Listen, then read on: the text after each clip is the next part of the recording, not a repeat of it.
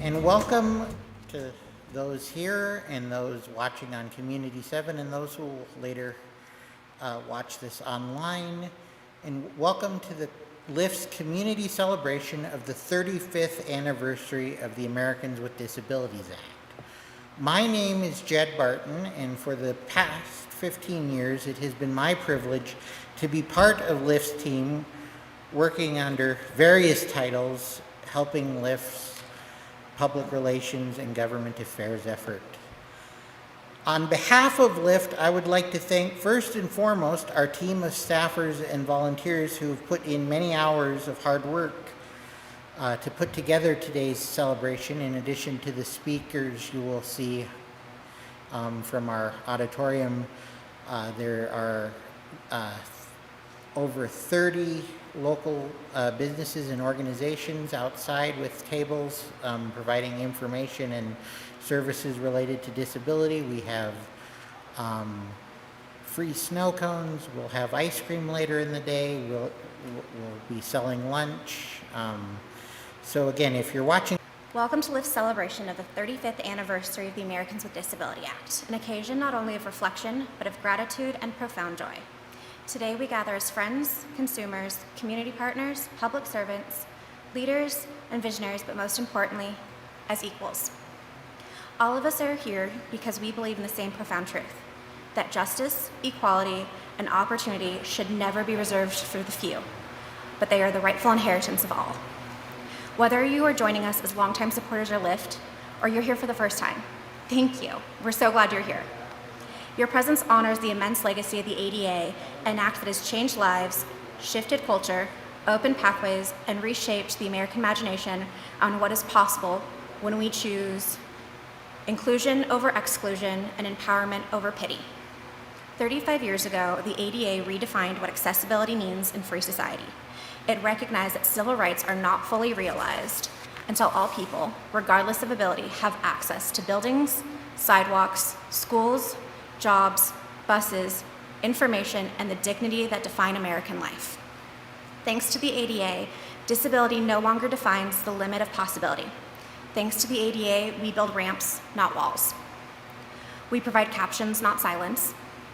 We recognize capacity, not impossibility. And thanks to the ADA, we move forward, not just as individuals, but as a society that is more just, more compassionate, and more whole. This event today was made possible through the tireless work of the LIFTT team, whose vision and dedication embody the very spirit of the ADA. I'd like to take a moment to especially acknowledge the leadership of Anya Pulis, LIFTT's beloved nutritional health coach. Anya deeply understands how the ADA doesn't just shape policy, it shapes lives. Her commitment to building an inclusive, healthy, and empowering community is what made today possible. To our staff, board members, partners, government colleagues, volunteers, and community friends, thank you. Today could not be made possible without you. You give meaning to the work. You remind us that change does not happen in policy alone, but in relationships, shared meals, conversations, and celebrations like this one.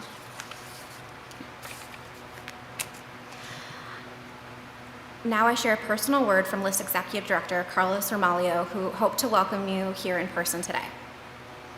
Dear friends, due to a necessary emergency surgical procedure, I am unable to join you physically, but believe me when I say there is nowhere I'd rather be than there. Celebrating with you, enjoying the warmth of your company, eating hot dogs and ice cream, and embracing the joy of this milestone. Although I cannot be with you today, I promise I do everything I can to be here next year to celebrate the 36th anniversary of ADA with you all. Please know that my heart is with you. Today is a day of happiness, joy, and fulfillment, not only because of the honor of the past we honor, but because of the future that we build together. Let us take a moment to send Carlos our best wishes on a speedy recovery, and let us carry his spirit of joyful conviction throughout today's celebration. The ADA is not just a law, it is a living movement. Its achievements are not fragile, they are rooted in justice, strengthened by unity and defended by every one of us who continues to believe in its promise. So, as we laugh, share meals, and make memories today, remember, we're not just celebrating a law. We're celebrating a culture of dignity, a structure of rights, and a community of possibilities. We are able, we are strong, and we are moving forward together. Thank you for being here. Thank you for being a part of LIFTT. Thank you for believing in the ADA. And thank you for making America a place where every person, regardless of disability, is recognized, respected, and empowered to live fully. Happy birthday for the 31st anniversary of the ADA accessibility law. Let's start celebrating. Thank you.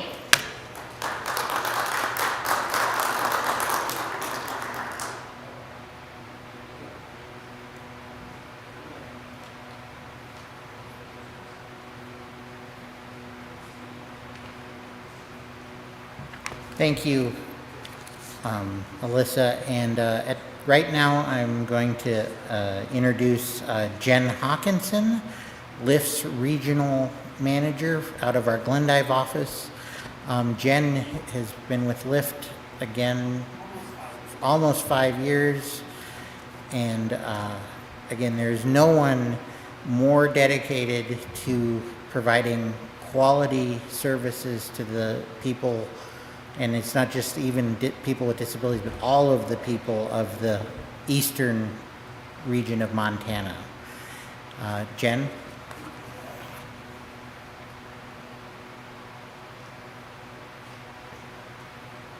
Good morning. I am Jen Hawkinson. I'm the regional manager at LIFTT. The ADA means a lot to us. We provide services to people with disabilities of all ages. For the independent living side, we provide peer mentoring. We provide independent living skills to learn how to live more independently. Maybe it's learning how to grocery shop or how to get a job. We also have information and referrals, so that is available for anybody. They can call and say, hey, I need to know if there's a cancer support group in our area. I need to know what local grocery stores are available. We assist with so many things. We help with ramps. We do not provide the funding, but we help the person through the process to apply for those ramps. We also help with paperwork like Social Security, Medicaid, SNAP, or food stamps. And we want to keep people as independent as possible. And we want them to learn these skills. So we're not doing for people, we're teaching them. We also have a personal care attendant program that you guys, I'm sure, will hear about later, and which is AKA the PCA program. We have a community health worker program, and what that is like a navigation to healthcare. So it would be like maybe being accompanied to doctor's appointments. Sometimes it's just a home visit. We have some people that aren't able to get out of their homes and have that social interaction, so we're able to provide that service. We also have our health and wellness classes and programs, so we cover the gambit. Our latest adventure is we're trying to get a transportation program started. We're super close to connect our smaller communities together to get to doctor's appointments, maybe having some social stuff going on. So that is our next endeavor that we've already started to dip our toes in. We're hoping early spring of 2026 that we'll be able to get that rolling. And that's the whole thing. Thank you.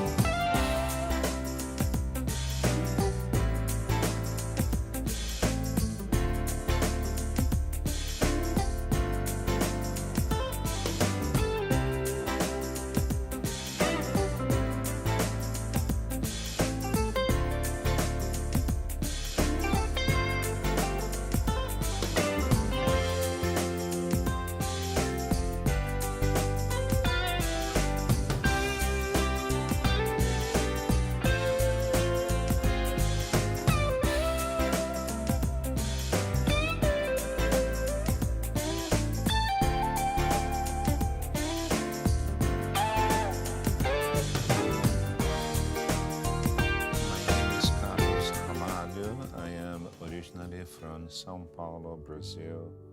I became disabled when I moved to Montana. I am deaf and I can see to the point of driving and reading and living a normal life, but I am low vision. LIFTT promotes the inclusion of the aging and disabled people of Montana, or I would say the inclusion of the people with disabilities living in our service area. And we do everything we can to promote inclusion in every aspect of society.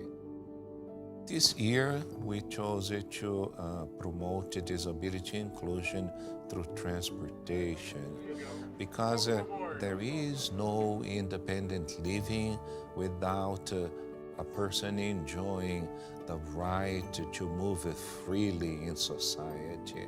So we partnered with Billings Matt to put on display, so to speak, the ADA accessibility of the system.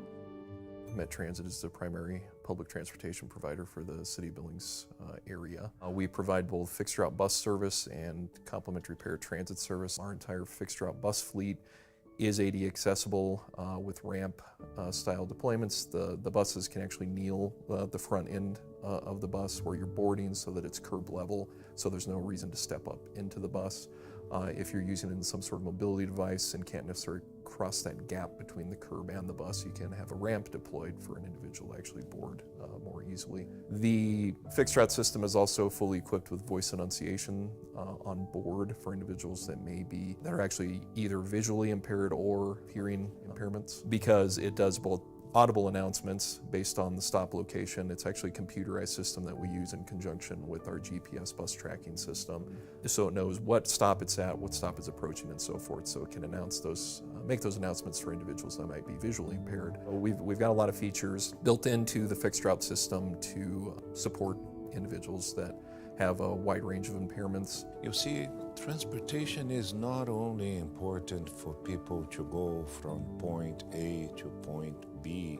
They need effective and reliable transportation to go to school, to go to work, to attend to medical appointments, to receive a treatment. You know, if you're feeling apprehensive, number one, call us, because we'll talk you through it and we'll set you up with somebody to actually go out with you and help you to use that system. We access roughly 85% of the city with the fixed route system, and it's really pretty convenient service. We have 30-minute service covering probably another about 65 to 70% of the city that happens every day from 5:15 till 8:15 at night as far as weekdays, and then we still have Saturday options as well. So, you know, there's lots of different opportunities out there. There's lots of different methods for getting from where you want to go, but we really just hope you give transit a try and see if it's something you like.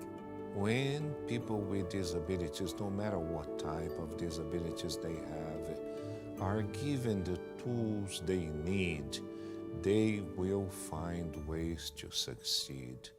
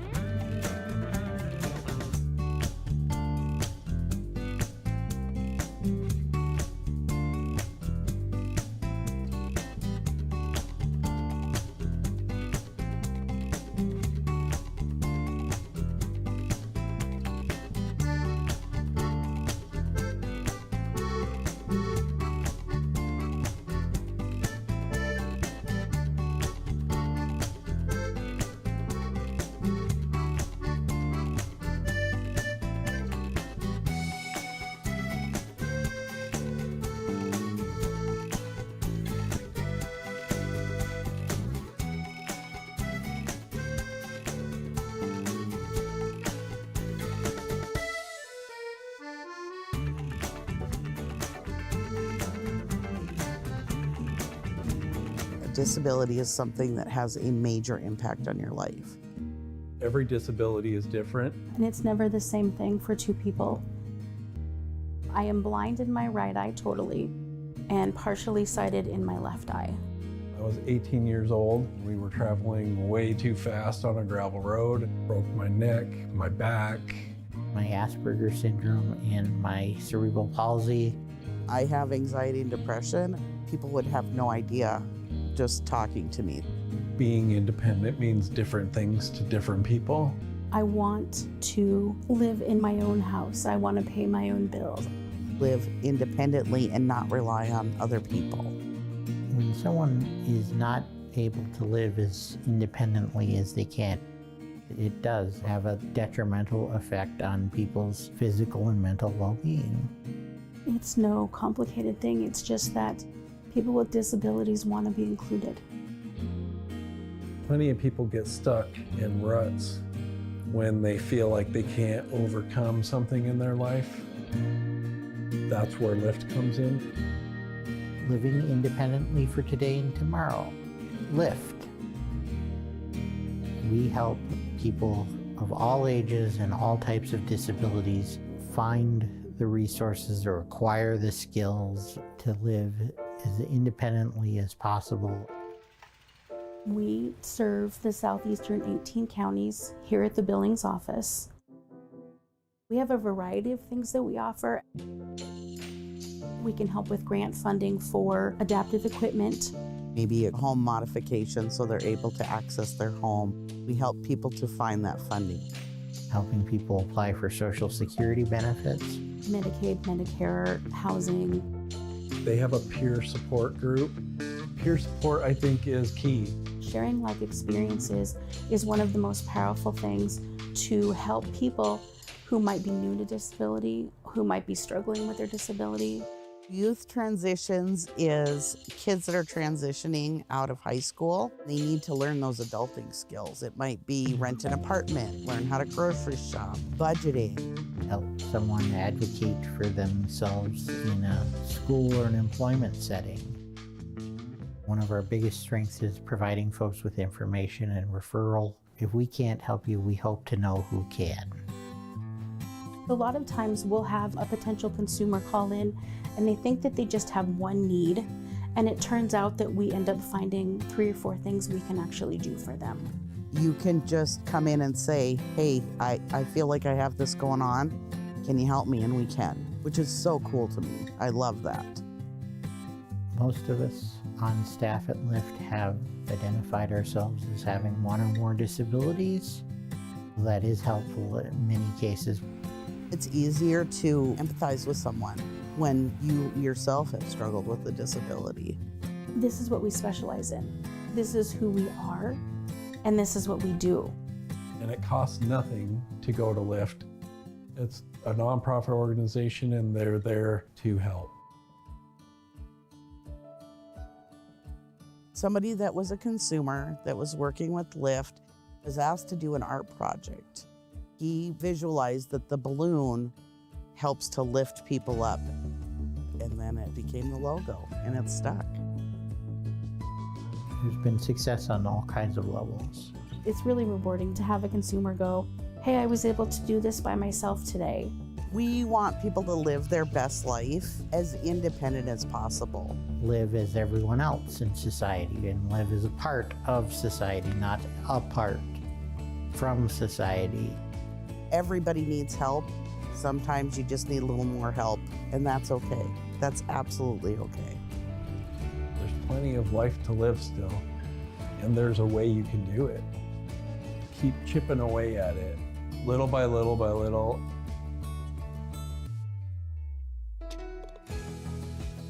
Knowledge is power. Let's share it, for crying out loud. Send us an email, give us a call. We'll do our best to help. We can definitely help figure out what your needs are and get started on that. We're one of many steps in the path to independence, and we're happy to be serving people here in the community.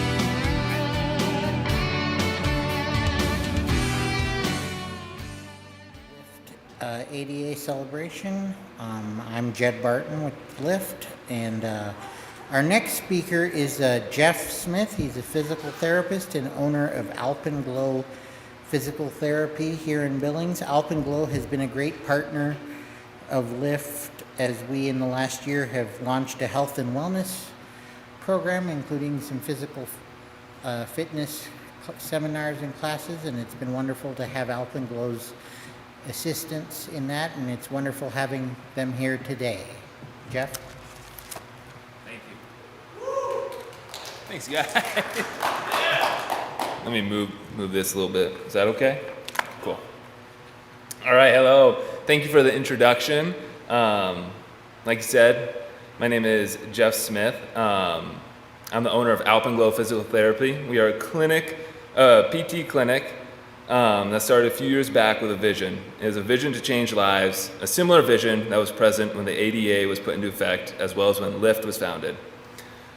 So today, I want to talk with you about the value and importance of the American Disabilities Act and how physical therapy strives to advocate, elevate, and work with the ADA.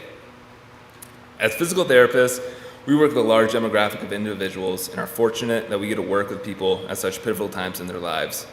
Many people know someone who has been to physical therapy or may have been in physical therapy themselves. It can sometimes be thought that our job revolves around exercise, sets, reps, and cracking the whip. Our profession is truly about serving the community and working with people to achieve their own personal goals, developing strategies to get back to what they love, and helping individuals to live fulfilling lives. That's where our alignment with the ADA really starts. It starts with empowering people. As physical therapists, we empower through movement. But movement is not just about muscles and joints, like I said earlier. Movement is freedom. Movement is identity. Movement is being able to pick up your child, take a bus to work, or walk across the stage to receive your diploma. Physical therapists utilize the ADA to empower patients, show people that a path to their goals can be achieved and that each person has a voice. We believe that every day is a gift and that each day should be embraced. Opportunities for everyone, and as a profession paired with the capacity the ADA offers, opportunity continues to be available for everyone. Whether it's writing documentation for workplace accommodations, recommending adaptive equipment, or training someone to safely navigate public spaces, we use the ADA to remove barriers. When a patient wants to return to work, join an adaptive sport, or ride the bus independently, we rely on the ADA to ensure that they have the support and legal protections to make it happen. Through physical therapy, the ADA comes to life, not just as policy, but as progress. Physical therapists play a vital role in transforming the promise of the ADA into real-world application. PTs conduct detailed evaluations to understand how a disability affects someone's daily life. These assessments are used to justify reasonable accommodations at work and school, provide documentation that supports ADA requests for housing, education, or public program access. We train individuals to safely and effectively use wheelchairs, walkers, canes, and prosthetics, public transportation, or community mobility tools such as ramps, elevators, and paratransit access. We also practice real-world navigation, including curbs, uneven surfaces, and transfers to from vehicles or toilets, turning ADA access points into functional skills. PTs play a major role in helping patients return to work under ADA protections. We perform worksite evaluations to identify barriers and suggest ergonomic solutions, provide reports to employers, insurers, or vocational rehab agencies, help patients build strength and endurance tailored to their job demands while advocating for non-discriminatory reintegration. Physical therapists teach patients about their ADA rights. Many people don't know they're entitled to certain accommodations. We help patients self-advocate with confidence. We educate families, caregivers, and even employers or school staff about how to support inclusive participation. We are here to celebrate the ADA. It remains important that as a collective we continue to advocate and work together as we are today to raise awareness and focus on the value we can offer as a community. At its heart, physical therapy is about hope with a plan. It's about meeting people at their most vulnerable and helping them build a path forward that they didn't think was possible. It's about telling a stroke survivor, you still have a voice, purpose, and presence, and we're going to rebuild it one step at a time.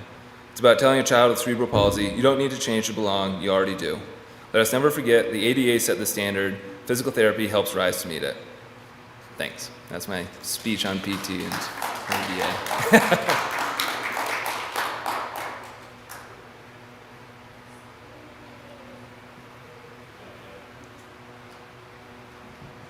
Thank you, Jeff, for those words and for all you guys do for the community.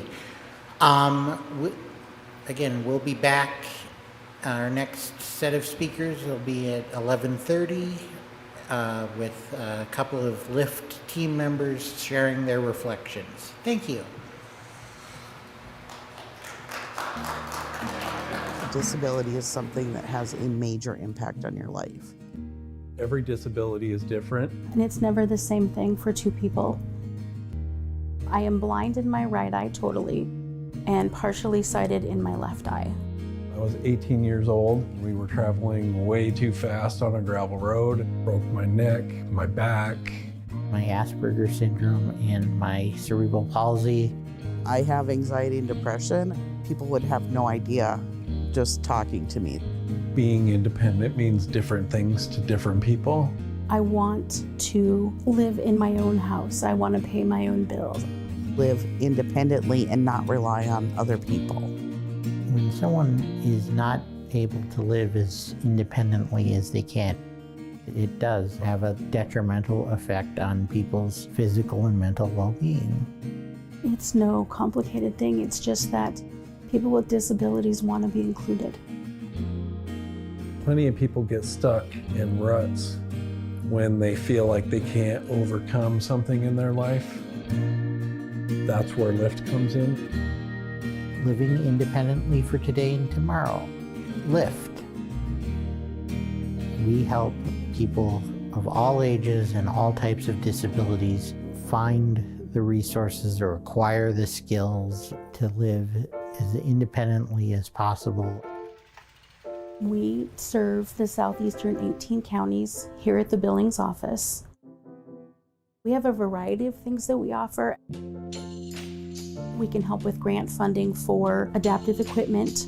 Maybe a home modification so they're able to access their home. We help people to find that funding. Helping people apply for Social Security benefits. Medicaid, Medicare, housing. They have a peer support group. Peer support, I think, is key. Sharing life experiences is one of the most powerful things to help people who might be new to disability, who might be struggling with their disability. Youth transitions is kids that are transitioning out of high school. They need to learn those adulting skills. It might be rent an apartment, learn how to grocery shop, budgeting.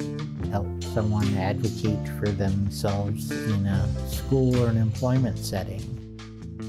One of our biggest strengths is providing folks with information and referral. If we can't help you, we hope to know who can.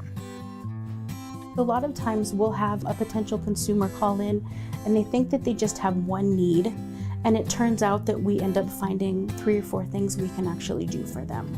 You can just come in and say, hey, I feel like I have this going on. Can you help me? And we can, which is so cool to me. I love that.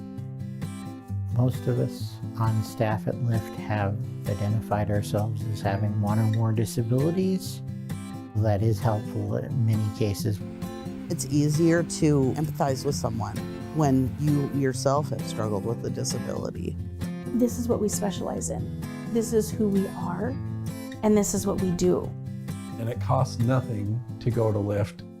It's a nonprofit organization and they're there to help. Somebody that was a consumer that was working with LIFTT was asked to do an art project. He visualized that the balloon helps to lift people up, and then it became the logo, and it's stuck. There's been success on all kinds of levels. It's really rewarding to have a consumer go, hey, I was able to do this by myself today. We want people to live their best life as independent as possible. Live as everyone else in society and live as a part of society, not apart from society. Everybody needs help. Sometimes you just need a little more help, and that's okay. That's absolutely okay. There's plenty of life to live still, and there's a way you can do it. Keep chipping away at it, little by little by little.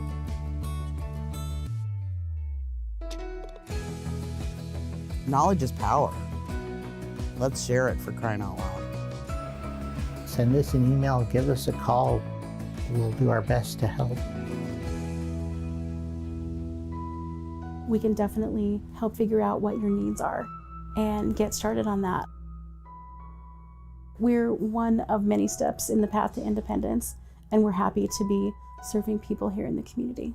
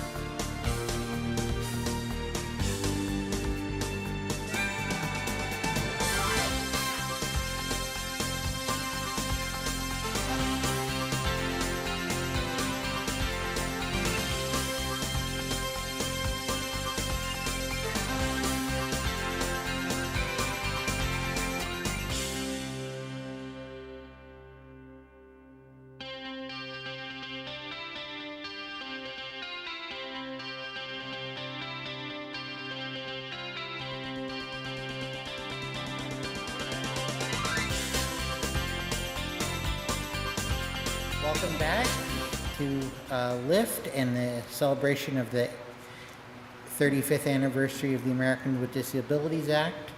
My name is Jed Barton, and I am a Public Relations and Government Affairs Specialist at LIFTT. And in addition to acting as sort of Master of Ceremonies for the day, I have been asked to offer a reflection as well. So I will start with my reflection, and then I will introduce another member of the LIFT team who will offer a reflection.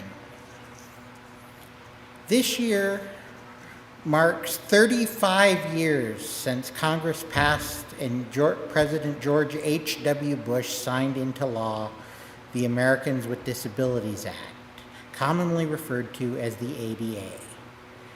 The ADA is truly a landmark piece of civil rights legislation. For the first time in the history, a nation went on the legal record saying that people, no matter what their disability is, are equal members of society and are entitled to full access to participate within the civic, educational, and economic lives of their community. The ADA is not an affirmative action law. It does not give preferential treatment to persons with disability, nor does it establish quotas requiring that either government or the private sector must provide a certain number of educational and career opportunities. The ADA is all about ensuring that a person cannot be stopped from participating in all aspects of American life and reaching their full potential just because they are disabled. The ADA is about ensuring curb cuts that allow wheelchairs to use our public sidewalks. The ADA is about making sure media and our state and local governments have resources such as closed captioning to allow the hearing impaired to view important programming and participate in meetings and policy discussions. The ADA is about making sure a qualified worker does not lose their job just because they are visually impaired. The ADA is about making sure a veteran with PTSD can bring their trained service animal into the store with them to pick up their groceries. In short, the ADA does not run the race for the disabled, but it does make sure that the starting blocks are a little more even. Even as we celebrate, there is more work to be done. The ADA and related legislation such as the Rehabilitation Act and the Individuals with Disabilities Education Act are always in need of being updated and changed to meet new challenges and concerns. But even more fundamental is the notion that if we are not eternally vigilant, we could lose the rights and liberties that so many fought so long and so hard for. Budget cuts, executive orders, judicial cases, departmental reorganizations, and federal rulemaking have all in recent months sort of come together to issue challenges to the way the ADA, the way we understand the ADA and the way it works, and we must be vigilant to face those challenges from our government to preserve the rights and freedoms that we have. If you don't think this fight concerns you, know this: disability knows no boundary of age, race, religion, gender identity, sexual orientation, political affiliation, or economic class. Disability of one kind or another exists in every family in this city, state, and country in one way or another. Anyone can acquire a disability at some point in their life. No one is immune. The fight for disability rights does not belong to any one group. It is truly a civil rights fight in which all have a stake.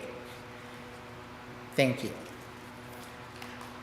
I would like to now I'd like to introduce LIFT, a longtime member of LIFT's peer mentoring program, Darren Abel. Darren has been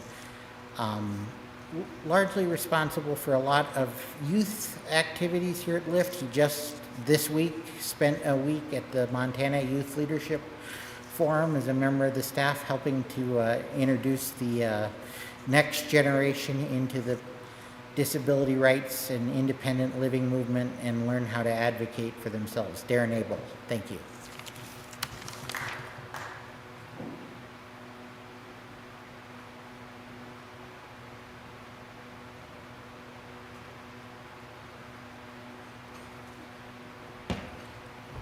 Can you hear me? All right, thank you. So, my name is Aaron Abel. I've been a peer mentor now for 8 years. Well, going on 8 years in April of 2026. So I just wanted to make a statement on the ADA, and I don't have any paper in front of me. But so here I go. So life, liberty, and the pursuit of happiness are the words that are a part of our Declaration of Independence. And at the end, I'll have a quote from a movie from 1932. So with that said, the reason I brought that up is because the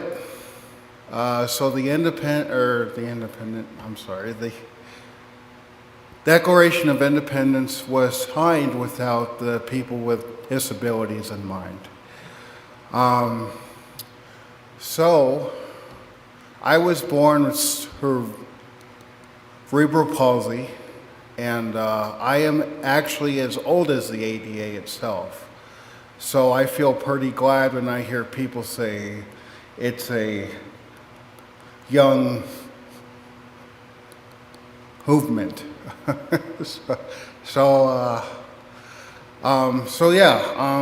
only thing I want to say is the ADA has helped me, not me personally, but it's helped people around me and people who are like me. It's not easy to have a disability. And as Jed said, this last week I was at a conference in Helena, Montana, which has been going on in Billings since the year 2000. Well, I should say this, I have a speech impediment for 25 years, starting in Billings, Montana. And I've seen through the years, I was a delegate 16 years ago. So I've seen a lot of change in those youth. I've seen a lot of change in those kids. I've actually seen a lot of change in myself. When I started out as a youth, I was quiet. I wasn't sure what I wanted to do. And actually, I didn't think I was going to get one word out. But probably because the benches are empty, that helps. Anyway, so we talked about the ADA and the history of disabilities and what it meant to a lot of people who are like me, and people who share our commonality and common ground of disabilities. One of the most important things you got to realize is ADA constitutes our lives and how we're going to live it for people with disabilities. So when you build a new building, it has to be ADA compliant, and I mean ADA compliant. I don't mean look at it and go, oh, it's okay, because it's not okay. And I've actually went into a few businesses with doors without you press a button and it opens up. I've actually talked to businesses about that, and they just kind of brush it off. But I'm going to keep poking at you. I don't care. Because the ADA was signed for a reason, for our accommodations, and it's not just something on a piece of paper. It's something that was signed into law. I mean,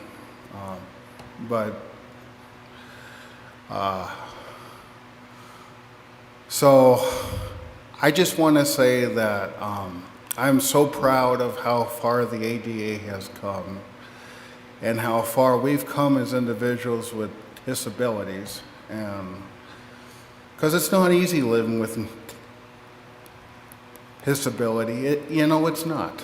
I wish the only thing I could take away from my disability is my speech impediment, because I love public speaking. It may not look like it, but the only thing that makes me nervous is my speech.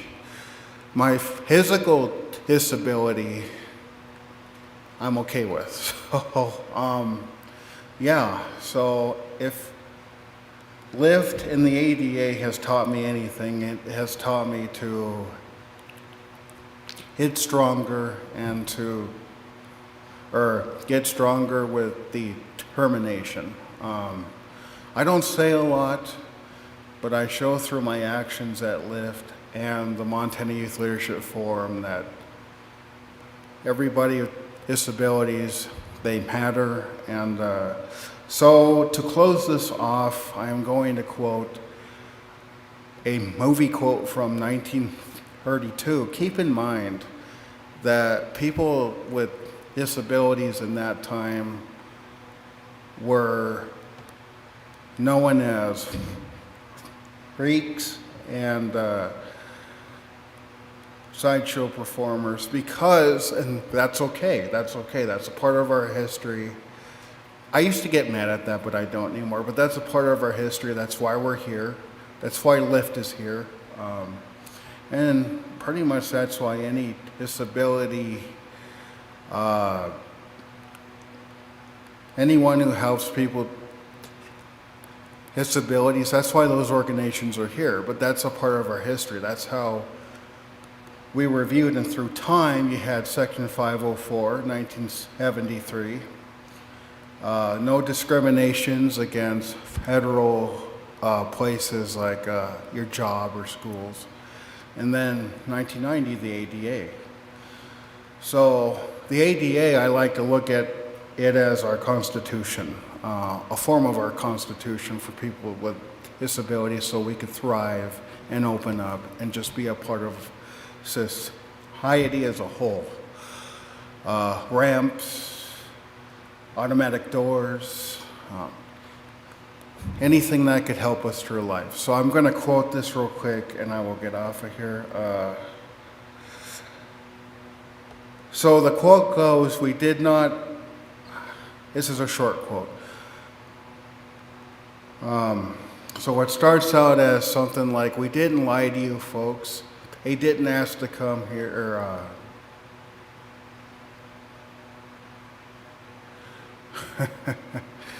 Okay, it says something like,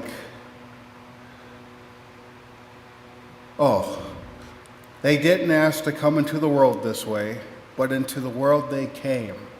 So with that quote, I'm going to say, we're here. We're here, how are you going to help us? Yeah, I mean, a lot of us didn't ask to be born this way, but we are. So,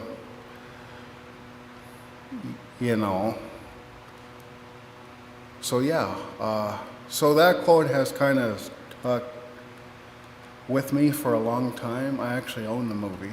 I love old movies, but that quote has stuck with me for a long time, and I use it wherever I can possibly go, wherever I can use it. It helps me. So, yeah, we may be people with disabilities, but in the end, we're just people. And sometimes we're not perfect, but we have those accommodations and those, things like Section 504 and the ADA to help us. So yeah, thank you for your time and enjoy your time here at our ADA celebration. Thank you very much.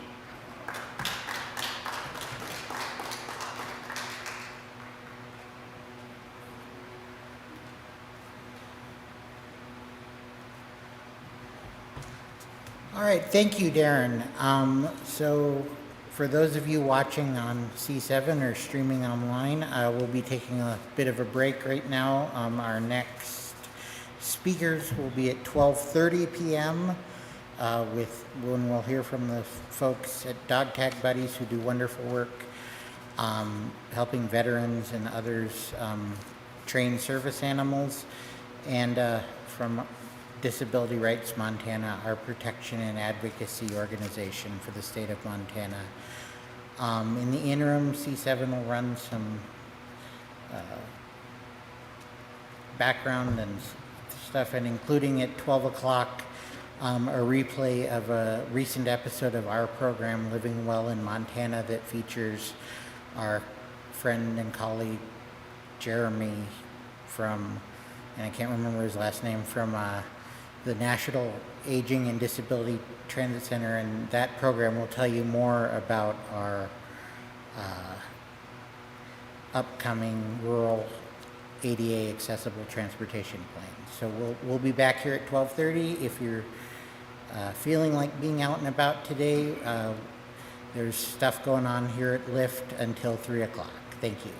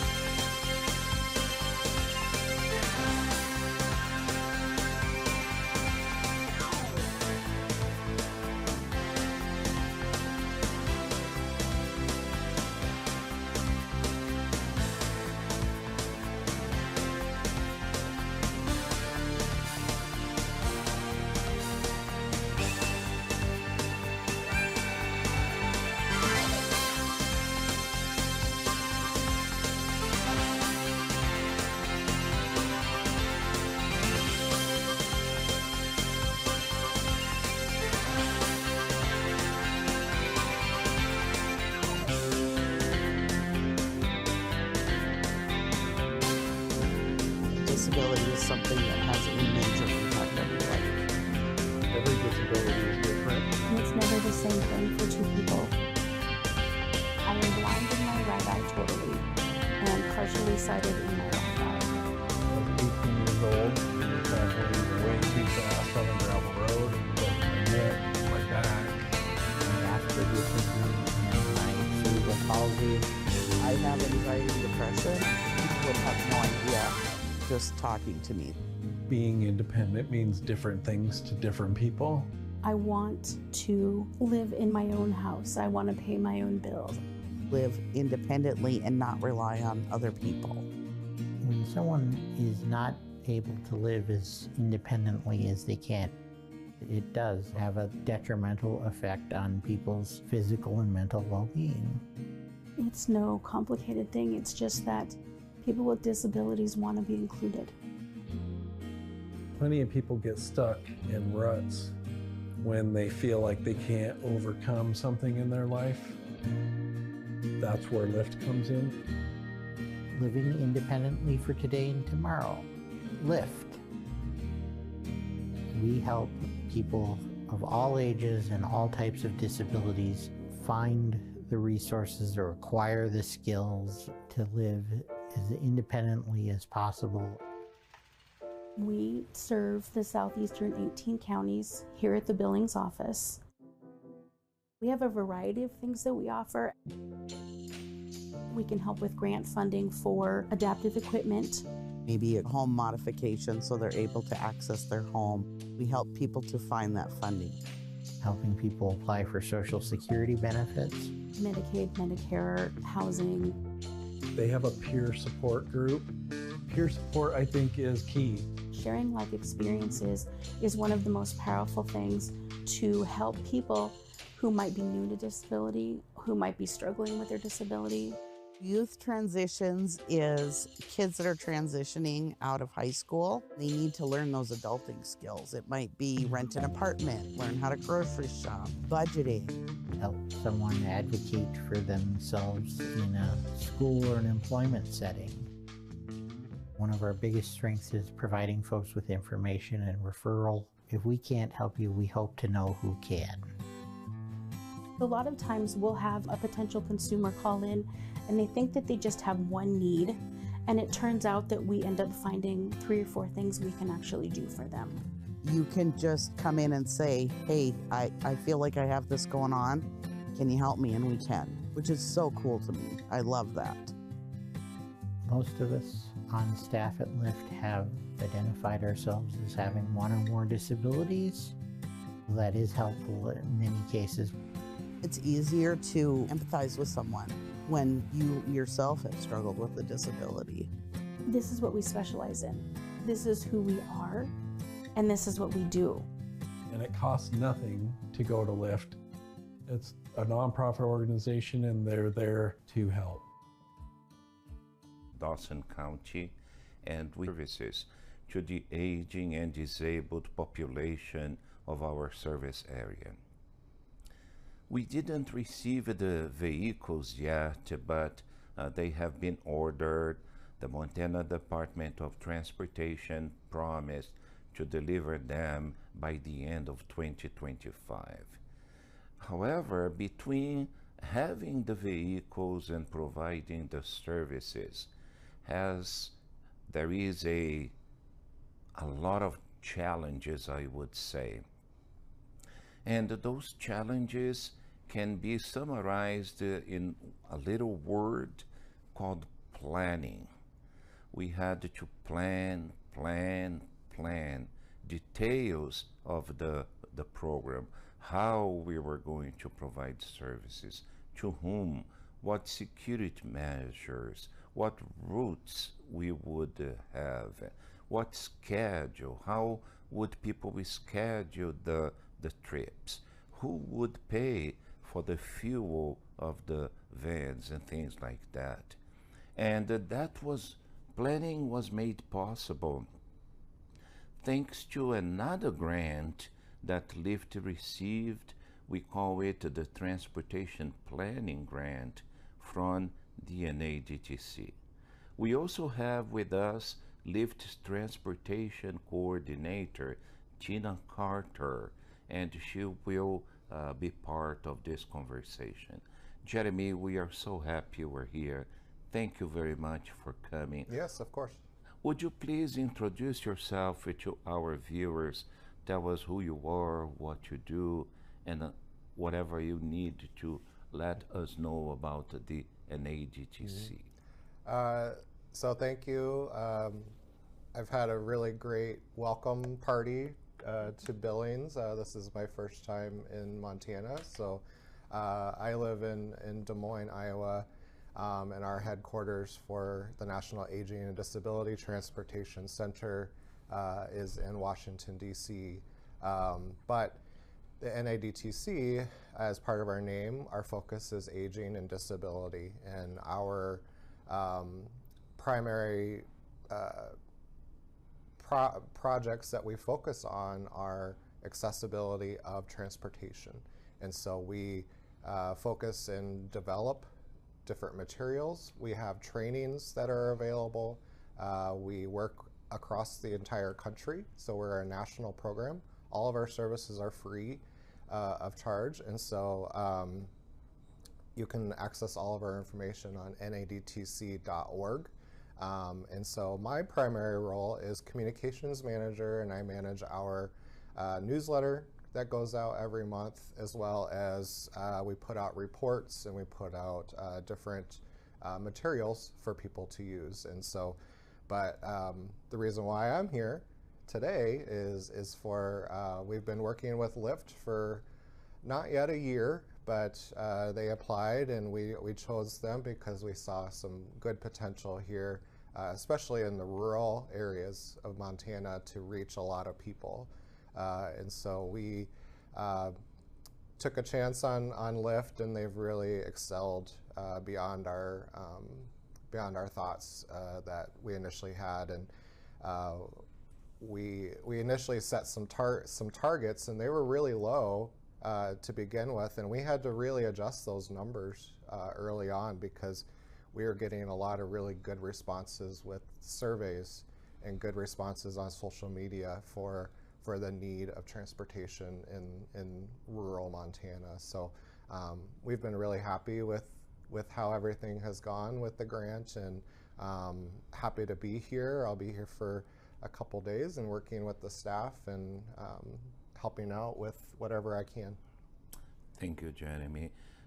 When we applied for the grant with NADTC for the planning, we knew how complex the project was. Mm-hmm. And I confess that we were scared because we didn't have technical assistance except the communication with the Montana Department of Transportation, but the NADTC information and how the grantees share their projects with each other helped us overcome many hurdles, many barriers, and we now feel safe that the policies and procedures are almost completed and in place, and we will feel confident, although I know there will be several other hurdles and barriers that we will have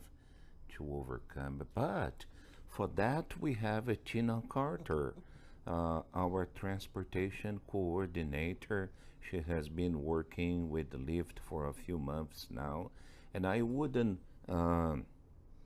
hesitate to say that Tina is a fast learner, and she absorbs information. She's attending conferences, workshops, and she is already speaking the language of transportation, because this is one of my conclusions after working on this project for a year. It's like learning a new language. There are terms and expressions, concepts, ideas that people use on a conversation about transportation, and they know the meaning behind it. But for a layperson like me, I had to learn everything. It's easier for Tina, and Tina will also help us keep the conversation going in today's show. Tina? I just want to say that I am really excited for this program. When I first started, what we had to do was get surveys from people in our 18 counties. So we did extensive outreach. We went to each of these counties. We went to nursing homes. We went to senior citizen centers, anywhere we could find people to fill out our surveys. And in the end, we ended up with 521 surveys completed, and we compiled that information, and we found out the greatest needs that people talked about was accessible transportation and affordable transportation. And being from Glendive, we have GMC hospital there, but if anybody needs to go to a specialist, then they are referred to doctors here in Billings. And there are people in Glendive, Baker, Ekalaka, anywhere in eastern Montana that does not have the ability to get to Billings. And that is really sad that people can't get care because they can't get to their doctors. So with this grant and the 2 vehicles that are being made, we are going to be able to go into these communities and see to it that these people get to their appointments. So it's really exciting. There's a lot of people excited about it.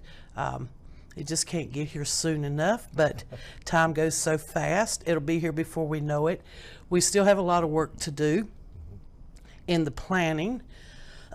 So I have been talking to some of the other managers of the transits in the counties, to find out if they have certain days that they go to Billings. What software do they use? How do they schedule? So I've been trying to find that stuff out. There's no need for me to start off if there's something really good out there that we could use. Thank you, Tina. Can I add something too, that as part of our grant program, we had 10 other grantees that we chose to be a part of the project as well, from across the country. And Carlos mentioned that we have regular meetings that all of the grantees come together on a virtual network, and we can all talk together, and they all share what they're doing. They're sharing experiences. That's what, and I think Tina has made some good connection, and the other staff have been able to learn from that. And so that's another part of what we like to do with our grants, is bring everyone together and learn together. So we're not all struggling on our own, and especially for brand new transportation programs like LIFTT, where just understanding what other people are doing is really important, in that you're not just trying to figure it out on your own, and that we're a bigger network together. Our nation is so big and so diverse, and each state is different from another, each county is different from another. So knowing the context and where the transportation program is going to be created and the people that it will serve is very important. We can't implant in Montana, in rural Montana, a transportation service similar to the one implanted in rural California or rural Iowa or something like that, because the context is different. And that's something that really scared us, because a LIFTT service area comprises 18 different counties, and the distance between point A to point B in our service area is 400 kilometers or miles. I think it's miles. And it takes 5 hours to go from point A to point B. And that per se is an expression of how difficult is to provide people with transportation. Not only difficult, but costly. So I would like to ask you, Jeremy, what is the most common challenge that your grantees deal with and overcome? I would say conveying the message of what is available and how to get access to the service. People in rural areas think that they don't have access to transportation, and I think that's what you're trying to achieve, is have vehicles available. And so how do you get that message out to people?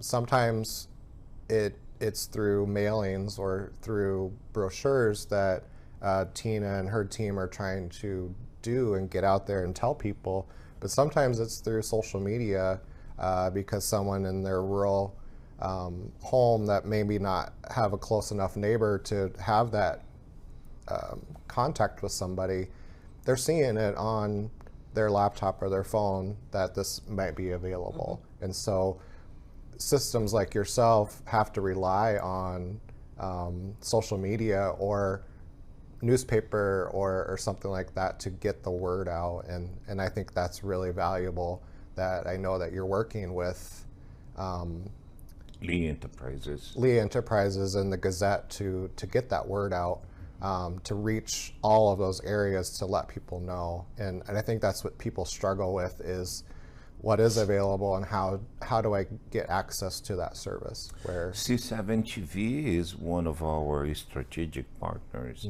So the show we are recording today is one of the ways we communicate with people, because as you said, we serve the aging and the disabled population from 0 to 100 years old, and there are different people and they consume information in different ways.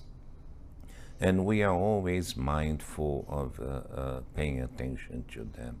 But LIFTT's biggest challenge starting the grant was to create a vision and a mission statement, because we had to stop and look at LIFTT, look at ourselves and the people we exist to serve, and ask ourselves, what are we here to do? How the transportation services will complement what we already serve the people. What are the people's needs? And like Tina said, their need number one was reliable and accessible transportation that would take them to medical appointments.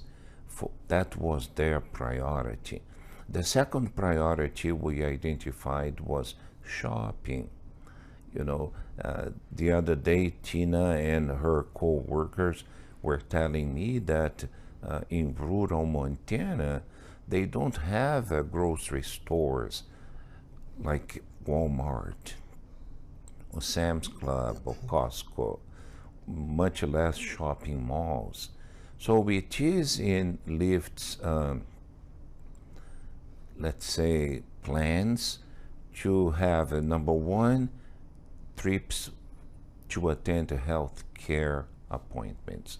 Number two, trips to shopping trips. Number three, recreation, education, and employment. But we also wrote in our vision and mission statements that the purpose, the goal of the transportation program we are creating is to step into the gap, because there are transportation services providers out there, but they have fixed routes, they are not flexible, they are not curb to curb, and there are gaps that people need to be transported to, and we are willing to fill those gaps. And for that to happen, Tina is communicating with the other transportation service providers to find out what those gaps are and offer a partnership for us to step in.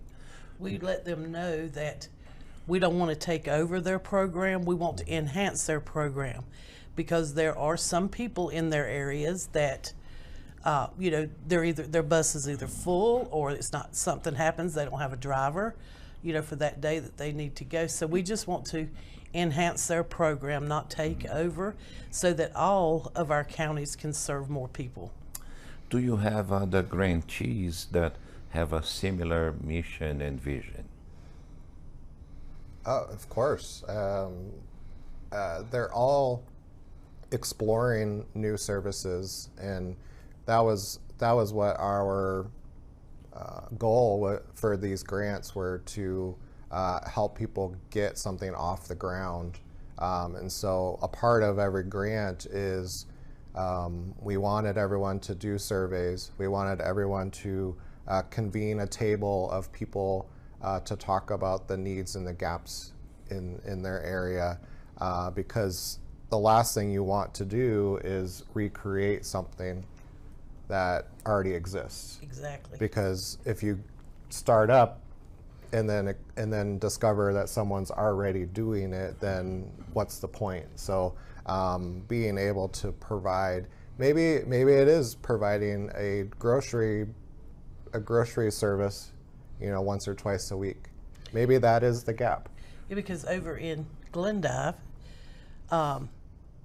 you know, we don't have fast food, so we get excited when we come to Billings. We can't even decide where to eat. You know, there's a Subway, and then there's, you know, just regular restaurants, but there's 2 grocery stores. But as far as shopping and for clothing, you know, even underwear, there's nowhere in Glendive or even, you know, close to get that. So our nearest place to shop would be Miles City, which is 75 miles. And if you don't have a vehicle, then you're just, you know, and even if you have a vehicle and you're older, you may not want to drive, you know, feel comfortable driving that distance. So yeah. And I think that's a good point, that you know, traditional transportation, like in bigger cities, they can take you to a lot of different places, but bigger cities have all the amenities. But when you're talking about rural Montana, you may not even have a dollar store, or you may not even have, you may have a gas station, but they only have junk food, or they may not even have basic amenities like you were talking. So that's what transportation should be about, is accessing that, and through planning and discovering what people need and asking the people. That's what's really important, where, you know, here in Billings, they have this fixed route system that can access a lot of services. But what about the people that live outside a mile of the fixed route? How do they get to where they need to go? Yeah, there are lots of problems, but through the planning that an ADTC made possible, we learned that there are many solutions. As a matter of fact, I would say there are more solutions than problems because Montana is a wonderful state. It's a joy to be a citizen of rural Montana. And it's always a learning experience to be part of a nonprofit organization like LIFTT that provides human services to a wonderful population and work with them to seek those unusual and outside the box solutions. We are grateful for the grant we received from the NADTC. We are grateful for the friends we made, not only the other grantees, but the team of NADTC and the selfless way you shared information with us. You taught us a lot. And you know what?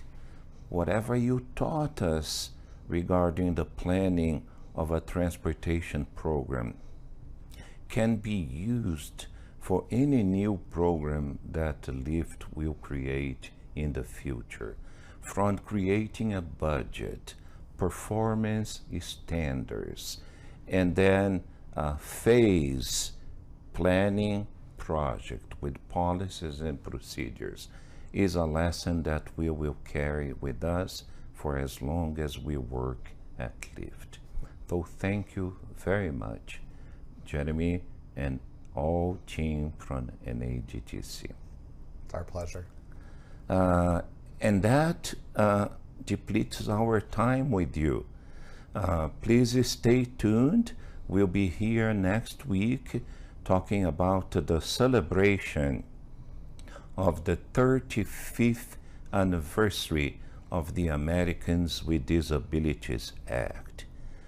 Believe it or not, it's wonderful to be an American citizen with a disability because life does not end when you find out you are growing old and you will have one or two or more disabilities because of the Americans with Disabilities Act.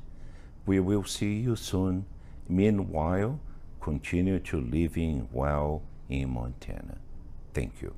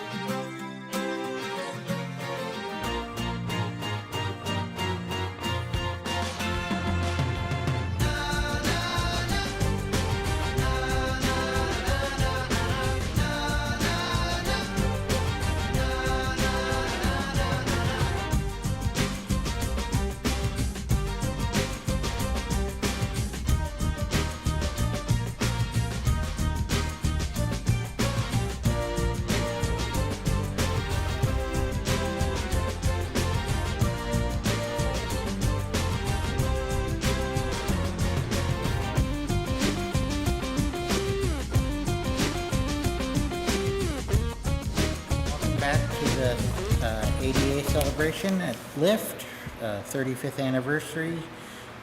For the next set of speakers, we have two folks representing agencies that are important community partners of LIFTT.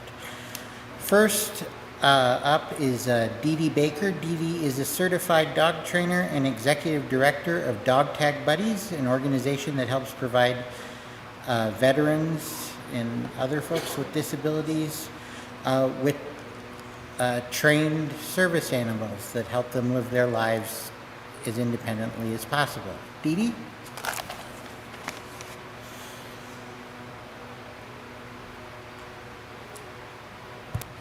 So thank you. Actually, what we do is we pair veterans with untrained dogs, and then we take the veteran and the dog through a 2-year therapeutic program where we're teaching the veteran how to train the dog to be a service dog to meet their needs.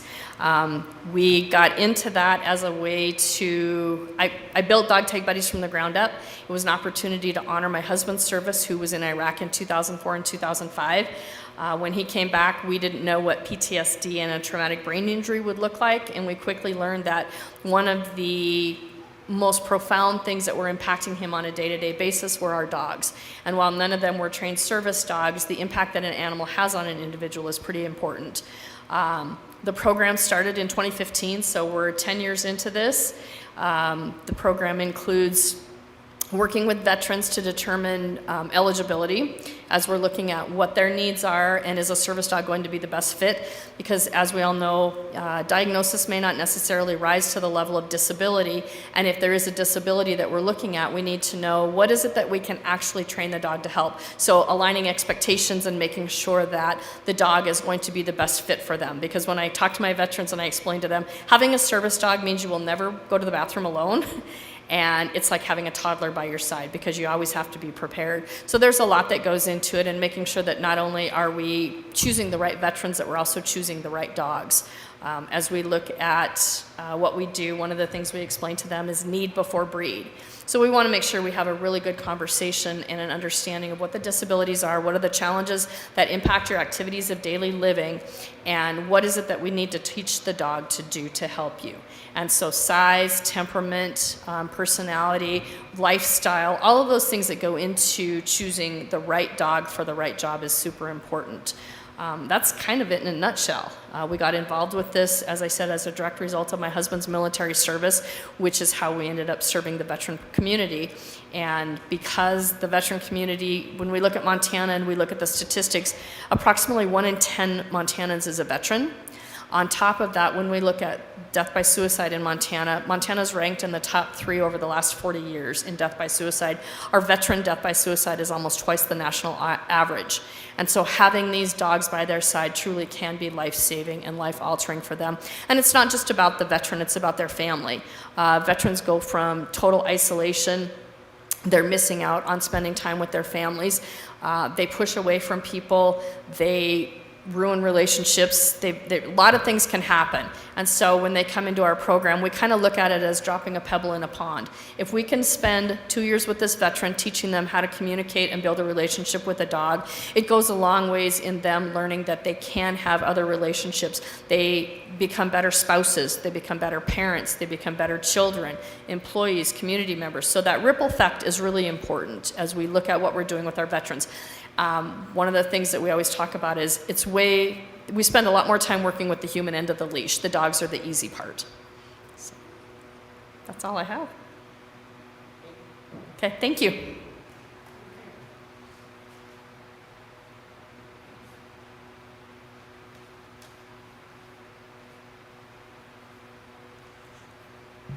Thank you, Dee Dee. Our next speaker is David Carlson. He's the Executive Director of Disability Rights Montana.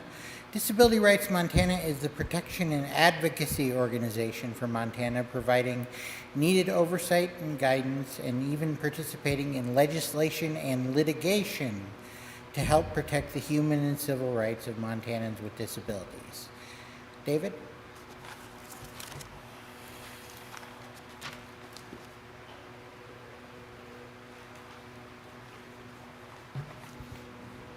Thank you very much, Jed, and I'd like to thank Carlos and the rest of the LIFTT team for having us here, and more importantly, having the entire community here, welcoming them into their daily home.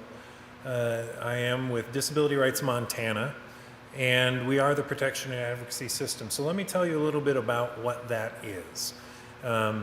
Back in the late 60s, early to mid-late 60s, Robert Kennedy Sr. went to an institution called Willowbrook. And in that institution, he saw horrible things being done to people with developmental disabilities. And he held a press conference on the steps, said that the facility was a snake pit and someone needed to come in and do something about it. And guess what happened? Nothing, as often happens. But when one of the nation's most powerful lawyers and politicians from one of the most powerfully politically and financially connected families in the country can't get something done, it's probably not going to get done. So 6 years went by. Robert Kennedy was assassinated. You would think the facility was forgotten, but it wasn't forgotten because there were still people living there and family members who were concerned, people who were working at the place who knew it just wasn't right. And they reached out to a cub reporter who they convinced to come on out to the facility. And he snuck cameras into the facility. He snuck people out of the facility to go interview at a doctor's house in the evening. And then he also arranged for the typical dog and pony show that if media wants to come, the facility will show them, hey, it's all great. And he showed the difference between what the facility wants you to see and what you actually see when you sneak inside with cameras.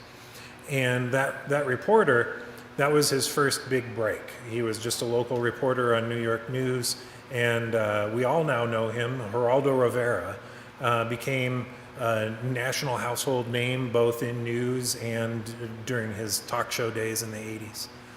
And he still, to this day, thinks back on that first big story of his as a life-defining moment. It was a life-defining moment for many other people too, because once the word got out, not just now to New York news, but it got picked up by stations across the country. Congress had to do something. It was being beamed into people's homes. It wasn't just a lawyer standing on the front steps of a place. We got to see naked people huddled on the ground with food being shoved into their mouths quickly, people sick, people not getting the treatment that we were all being promised they were getting. They said, don't worry, just give them over to us. The state will take care of those people. What they were doing was warehousing those people, treating the people's boxes, saying, how many can we fit in this building? Now we're done with them and move on to the next government related issue that they want to deal with. So Congress had to decide what to do. They could say, there is no such thing as privacy in America. Reporters can go anywhere they want, record anything they want. That wasn't going to be quite right. That didn't sound right. What they did instead was they said there has to be a group of lawyers and other advocates in every state and territory to be independent watchdogs on what anybody in that state is doing. If they're the state government and they're running a facility, they have to be able to go in and take a look at it. If they are a private nursing home, they have to let these people in. If they're your local hospital or clinic or homeless shelter or jail, if there are people with disabilities there, we need someone who will go in and make sure people are not being mistreated. And they created what is known as the protection and advocacy systems, and that is what I work for. So there's one in every state and territory, as well as the Native American nations in the Four Corners region have their own protection and advocacy system as well. So there's 57 of us, and we're all run independent of state government, independent of federal government. We are run by boards of directors here in Montana, by Montanans with disabilities and family members with disabilities, set our annual priorities to say, use your incredible power to go anywhere there is a person with a disability and do any type of advocacy that is necessary. We can do class action lawsuits, we can do individual lawsuits, we can help people write a letter to their landlord to explain what's going on. We can help people educate their lawmakers about the unintended consequences of a bill that was passed last year or the benefits of regulating this or that differently. So we end up showing up all over, but usually behind the scenes. We're going to the state psychiatric hospital, we're going to nursing homes, we're going to day and residential services for people with developmental disabilities, places no one else can go because of legitimate, important privacy interests, but we're making sure that the people who are delivering services are not hiding behind that privacy and using it to abuse without any oversight. We also audit the books of people who manage the funds of Social Security recipients. So if you receive Social Security funds and the Social Security Administration doesn't think you should be managing your own funds because you might be taken advantage of, they will give that money to someone else. The problem is that person might take advantage of you. So Congress said, you know what, we should get those protection advocacy guys over here again and have them make sure that people's finances aren't being misused. So if you hear of someone being mistreated in their own home by an in-home care worker, in a nursing home by a CNA, or in an employment setting. I once investigated a sheltered workshop. That's where a lot of people with disabilities end up being told they can work is only in this warehouse with only other people with disabilities. And one of the supervisors there, to teach people with disabilities how to do this job in this lumber yard, would stomp on their feet every time they took an extra step. It was like, you only need to take 2 steps to get there. Don't. And so anytime someone would take 3 steps, he'd be there to stomp on their foot. So wherever the abuse is happening, wherever the financial exploitation is happening, you can always call Disability Rights Montana. That's an authority we have to go in and investigate and then do advocacy as needed. And that brings me to today. We have the Americans with Disabilities Act is celebrating its 35th anniversary. And that is incredible. It was based on an even older law from the early 1970s called Section 504 of the Rehabilitation Act. And it took, at that time, the Rehabilitation Act said the federal government and the entities the federal government funds can't discriminate against people with disabilities. The Americans with Disabilities Act made that much broader and said private employers can't discriminate, the state government and city governments can't discriminate against people with disabilities. And you can't discriminate against people with disabilities if you're generally open to the public, if you are an Applebee's or a Chipotle restaurant, or if you are a local swimming pool that is open to the public. You may not be a public entity, you're not owned by the local city, but if you're open to the public for business, it's called a place of public accommodation, you can't discriminate against people with disabilities. And so then we saw the world open up much more broadly. Those laws, though, didn't just happen because some legislator thought it'd be a good idea and let's do something nice for people with disabilities for a change. Much like when the protection and advocacy systems were started, Congress had to have their arm twisted to get it done. They had powerful people telling them this is an important thing to do. They still didn't do it. It was when their voters saw, oh man, there's some pretty bad stuff going on in our own name as the state government, as the federal government. We don't want that. Stop it. So much the same thing, 504 was passed because people with disabilities shut down New York City by rolling their wheelchairs out in the middle of the street and said, we're not moving until you make this place more accessible. The ADA was passed because people with disabilities across the disability spectrum, we are a very broad community.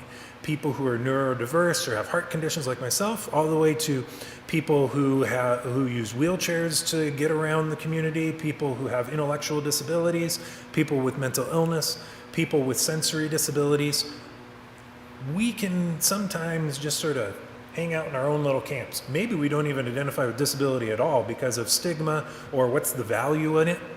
But when we start to identify with our own individual disabilities, and then we start to identify with our community, and that's the great thing LIFTT has done here today, is to show us the huge, strong community we have. If you step outside, you see the tents are full of people talking, exchanging information from their own individual perspectives, but it all builds to a larger community.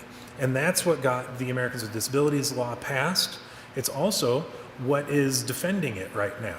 We've got an executive order that was signed on Thursday that wants to start reinstitutionalizing people with disabilities. We spent 50 years trying to move people out of institutions, and now, as a response to our incredible housing crisis we have in this country, the solution is being proposed that we should pathologize and criminalize homelessness and force people into treatment or jails if they are homeless. And that would be a violation of the Americans with Disabilities Act and the civil rights case law that has come out of that. Many people have heard of the Olmstead lawsuit, or like I like to reference it, the Lois and Elaine lawsuit. Lois Curtis and Elaine Wilson were the two women who were being held unnecessarily in an institution and fought all the way to the US Supreme Court to get the right to live in the community.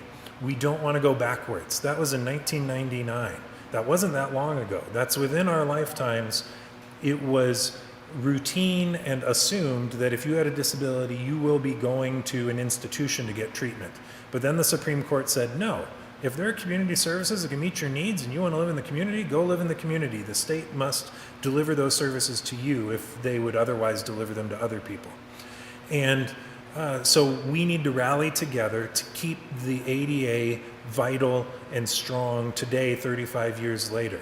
And that's not as insurmountable as it may sound. Earlier this spring and this winter, the Montana Attorney General sought to find Section 504 of the Rehabilitation Act unconstitutional and unenforceable.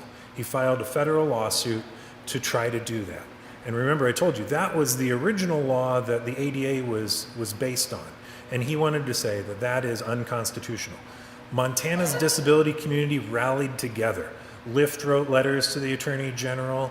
We held a press conference in Helena and then hand-delivered, many people from across the disability community then hand-delivered that letter to the Attorney General's office demanding that he back down from that lawsuit. We even held an art installation where we got one of those old school pencil sharpeners and we ground pencils down to the nub and threw them to the floor for every kid that would lose their 504 plan if Section 504 of the Rehabilitation Act was found unconstitutional. Eventually, the Attorney General and his buddies in 16 other states, the Attorney Generals of those other states, backed down. And they pulled that section out of their lawsuit. And they said, we will no longer be seeking to find 504 unconstitutional and unenforceable. That was just this spring.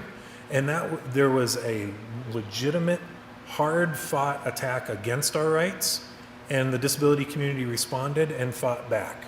There are ongoing attacks on our rights to live in the community, on our rights to get Medicaid services, on our rights to get food assistance, and we can continue to fight back. Make sure that our state administers its programs legally and responsibly. Make sure that if we run a state psychiatric hospital, it meets constitutional and federal statutory minimums as far as quality goes.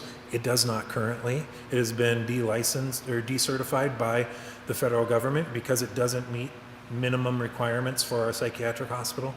These are things that we, Montanans, can fight for here in Montana. Not everything is a big Washington, D.C. thing or a global warming, what can you possibly do thing.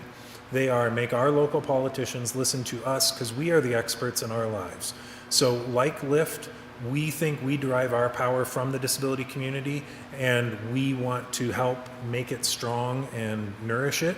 So if you are interested in connecting with the advocacy side, the lawyers for the disability community, and being a part of that drive, connect with LIFTT, connect with us at Disability Rights Montana, and we can partner to make sure that not only do our old laws continue to be effective, but we can be focused on what's the next law we need to build, what's the next issue we need to tackle, and that we're the experts on because we live the lives that that could be improved by changing policy. So please join LIFTT and Disability Rights Montana as we build towards the tomorrow part, the second T in LIFTT's name. So thank you.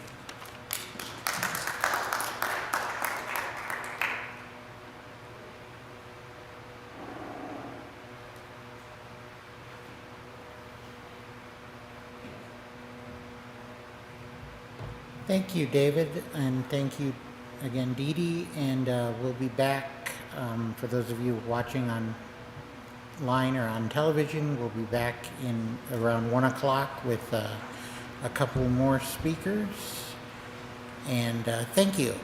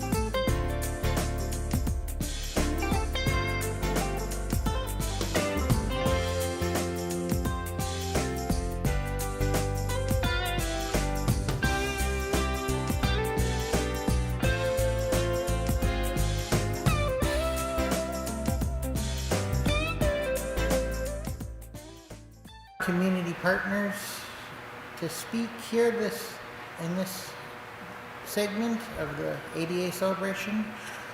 First up is Mitch Bond. Mitch is the driving force behind a newish organization in town called Access Billings, which again, the name says it all. They are a group of folks working at the grassroots level to make sure that Billings is accessible to all.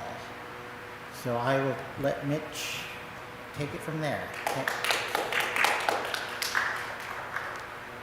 I just want to give a quick thank you to LIFTT for inviting myself and our organization here today. So first off, why the ADA is important. It's so that people like myself and people with disabilities as a whole can get around and can live a life, that is full for all of us. Just 35 years ago, before the ADA, people in wheelchairs like myself just wouldn't go out. And so that is something that has definitely gotten better in the last 35 years, obviously with the ADA. But where Access Billings comes in is to help businesses in the Billings community do even better than maybe the ADA level. So for us, ADA is the bare minimum. We want them to go above and beyond. So, whether that's a ramp in a building or if they have steps that people in wheelchairs cannot get up like this, up to the podium, we would help fix that. And so that is our goal with Access Billings, is to make Billings a 100% handicap accessible city for everybody with any sort of disability. So with that, I again just want to thank everybody here at LIFTT for this opportunity, and thank you for the ongoing support of the Billings community in making disabilities more of an awareness in the forefront. So thank you for your time today.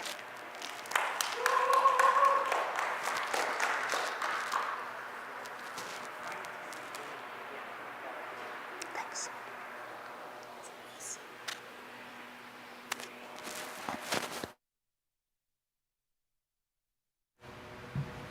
Thank you, Mitch.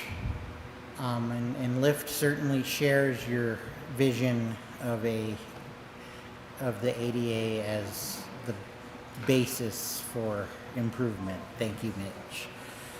Our next speaker is, have a little bit of microphone trouble here. Our next speaker is the Reverend Dwight Welch. Dwight is the United Campus Ministries pastor at Montana State University. United Campus Ministry is a ecumenical organization that combines the members and congregations of several denominations. I've lost track over the years. I myself am a UCM alum from my days at MSU Billings. And one of the programs that has fallen under the UCM umbrella is, over the last few years, is the MSU Billings Autism Club, which is, as far as we know, one of the few clubs at the collegiate level in the state of Montana for autistic and neurodivergent individuals. So Dwight, if you'll come on up. Thanks.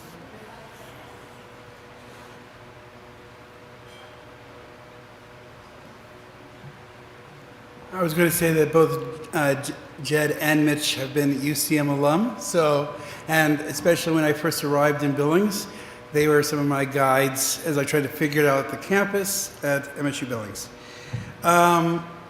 So Autism Club started, and I appreciate the introduction. I was hired by 7 denominations, 23 churches in Billings to provide student ministry at MSUB. I had no idea what it would look like, but it kind of became clear quickly because I had a student through Disability Services who's on the spectrum who said, I've been at college for 3 years and I don't have any friends.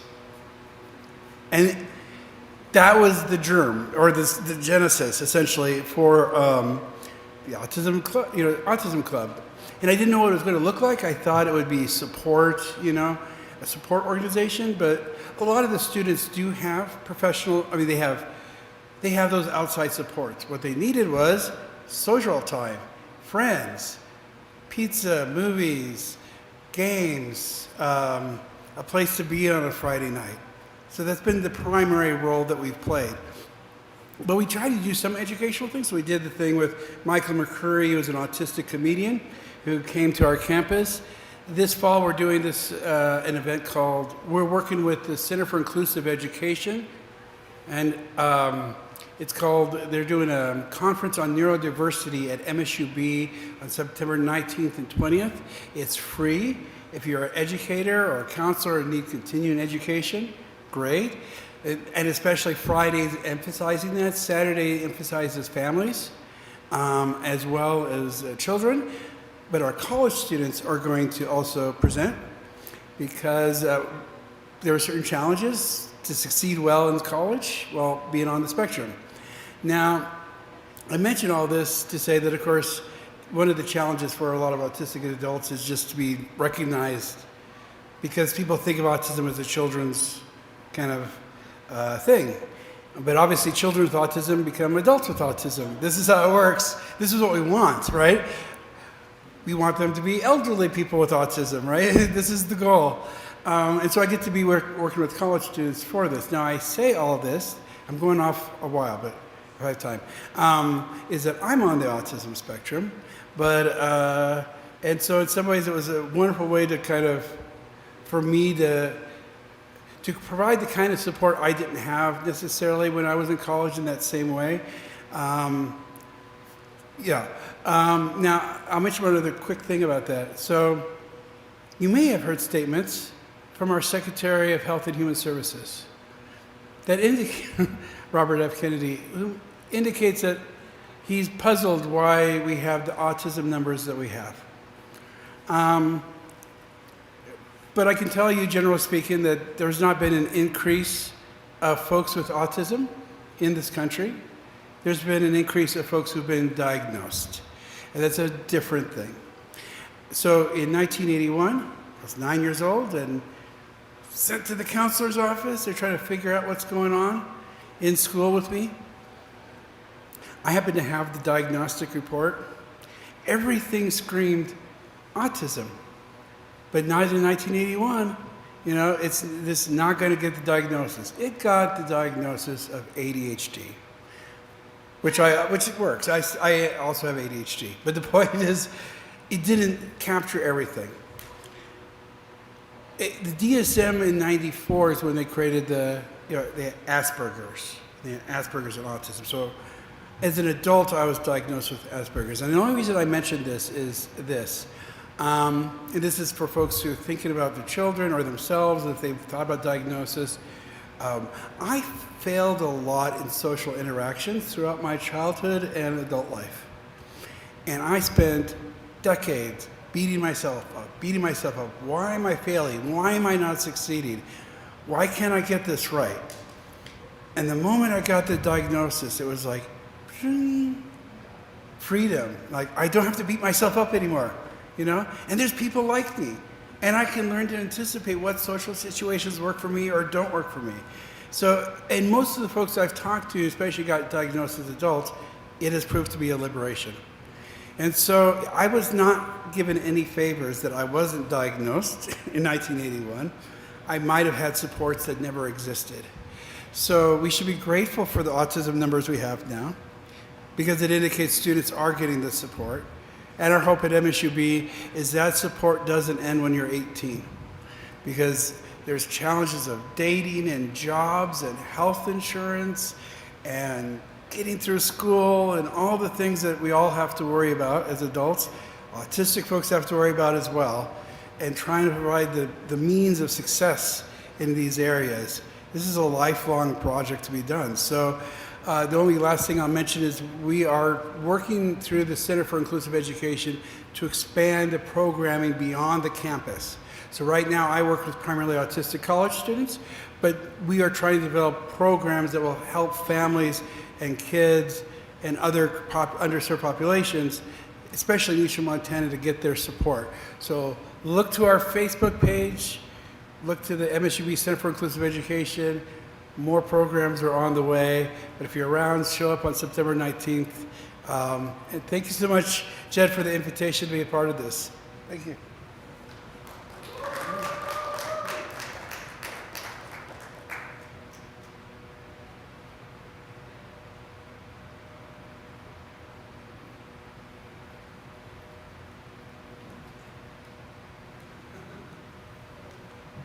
Thank you, Dwight and Mitch, for this segment of our celebration. We'll be back in a little while with two more community partners, the Amputee Education and Community Organization and Eagle Mount. Thank you.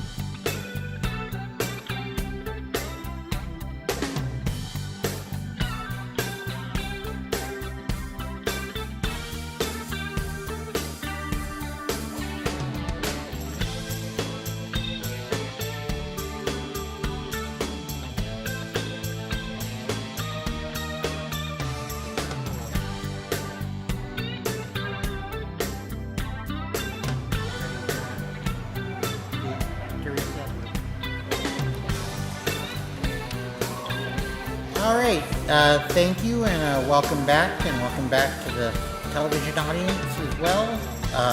This is the 35th anniversary ADA celebration from Living Independently for Today and Tomorrow. Our next speaker is Andrew Walker. Andrew, we met as he was a consumer of LIFTT, of our independent living program, and Andrew has started and is helping to run here in Billings an amputee community and wellness and education group. So, Andrew, if you can come on up.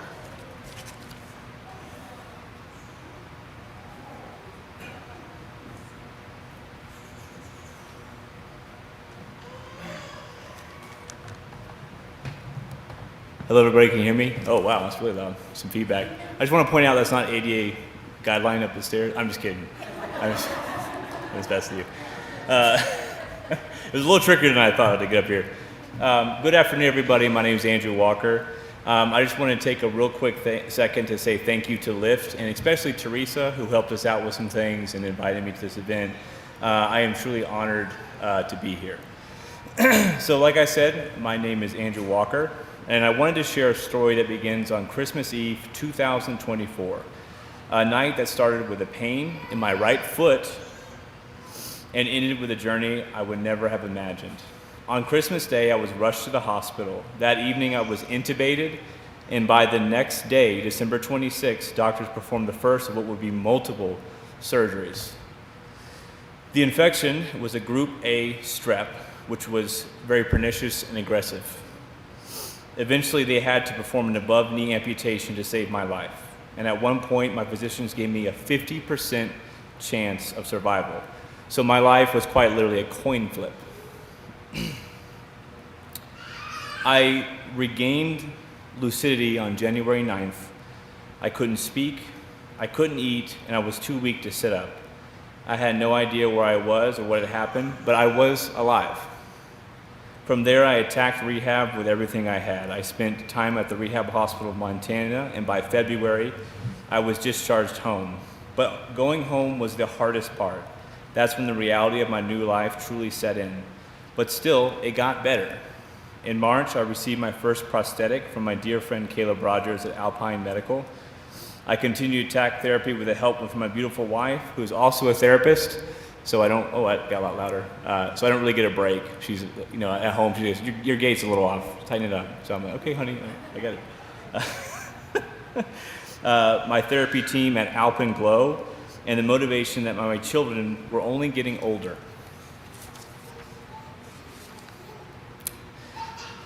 The strep A infection had turned my life upside down, but it made one mistake.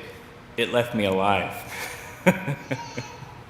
I wrote that part, ChatGPT to the rest.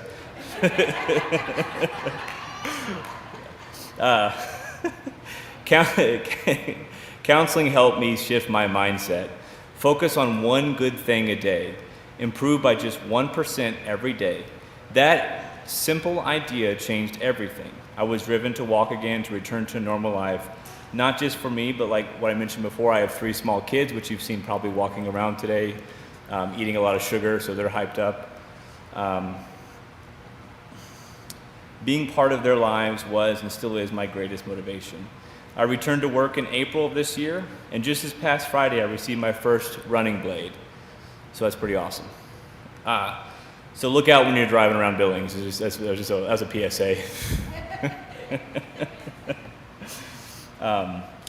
What I'm going to do is I'm going to ask everyone here, I'm going to ask you guys something. If I can go from bedbound to running in 6 months just by focusing on small, incremental 1% improvements every day, what could you do? So my ask here to everyone is to focus on one small thing every day to improve. Whatever that may be, do this for 30 days and see where you wind up. Okay? You don't all have to answer. Now, I wanted to touch on one other small piece of my, or not small, very large piece of my success, was meeting other people with similar disabilities as me. These people showed me that life, a somewhat normal life, was possible. It just was going to look a little different. So what I've done is partnered with the Rehab Hospital of Montana to set up an amputee support group. If anyone out there has suffered a limb loss or is a family of someone who's suffered a limb loss, feel free to reach out to me. We meet on the second Monday of every month at 6:30. If anyone's interested, please just contact me after the speech. Now, bringing this back to why we are here today. The Americans with Disabilities Act was something I read about in school, but honestly never gave a tremendous amount of thought to. What I've learned from my recent trauma is the ADA isn't just a law written on paper, it's a lifeline. It ensured that I could return to work with dignity, support. It guaranteed that my workplace would accommodate my new needs. It's been allowing me to continue contributing meaningfully. It's protected my right to access public spaces, to live independently, and to be seen not for what I've lost, but what I can still give.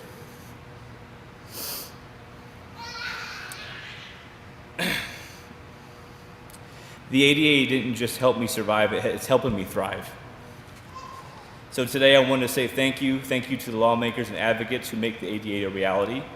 Thank you to the healthcare workers, therapists, counselors, and colleagues who supported me.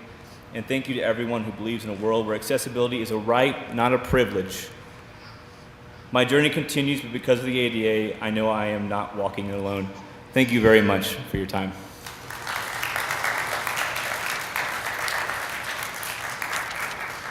Hopefully I don't fall on the way down.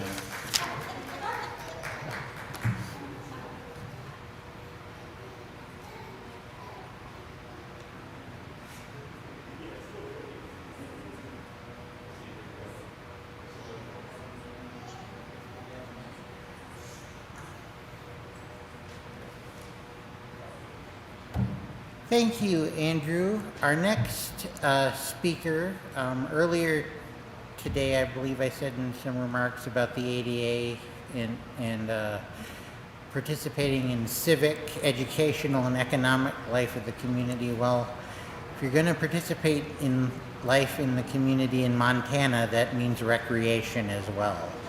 And there's no better organization for adaptive recreation, certainly in this part of Montana, than Eagle Mount. And so I am pleased and privileged to introduce the Executive Director of Eagle Mount, Lynn Maloney Cabrera. Thank you.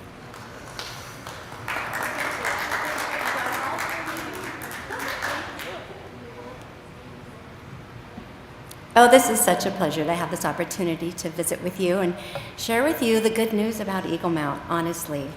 In 1988, Eagle Mount here in Billings was established as a nonprofit with the mission of serving individuals with disabilities, making it possible for them to know life enhancement through adaptive recreation. So Eagle Mount, we certainly celebrate the anniversary of the ADA, and like all of our community partners here today, for us, it's not a moment. It's not a once-a-year nod. It's a year-round mission to provide those life-enhancing experiences. And we couldn't, frankly, do it without community partners like LIFTT and so many others here today. So let me tell you a little bit about the programs that Eagle Mount provides. It's year-round recreational opportunities. As you said, Jed, we live here in Montana, and so being out and about is a huge part of what makes life so enriching.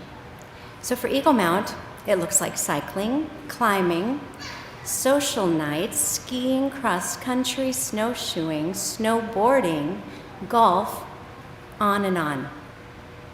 But what it really is the opportunity for children as young as 3, for seniors as old as 94, which seems like an oddly specific number, and it is.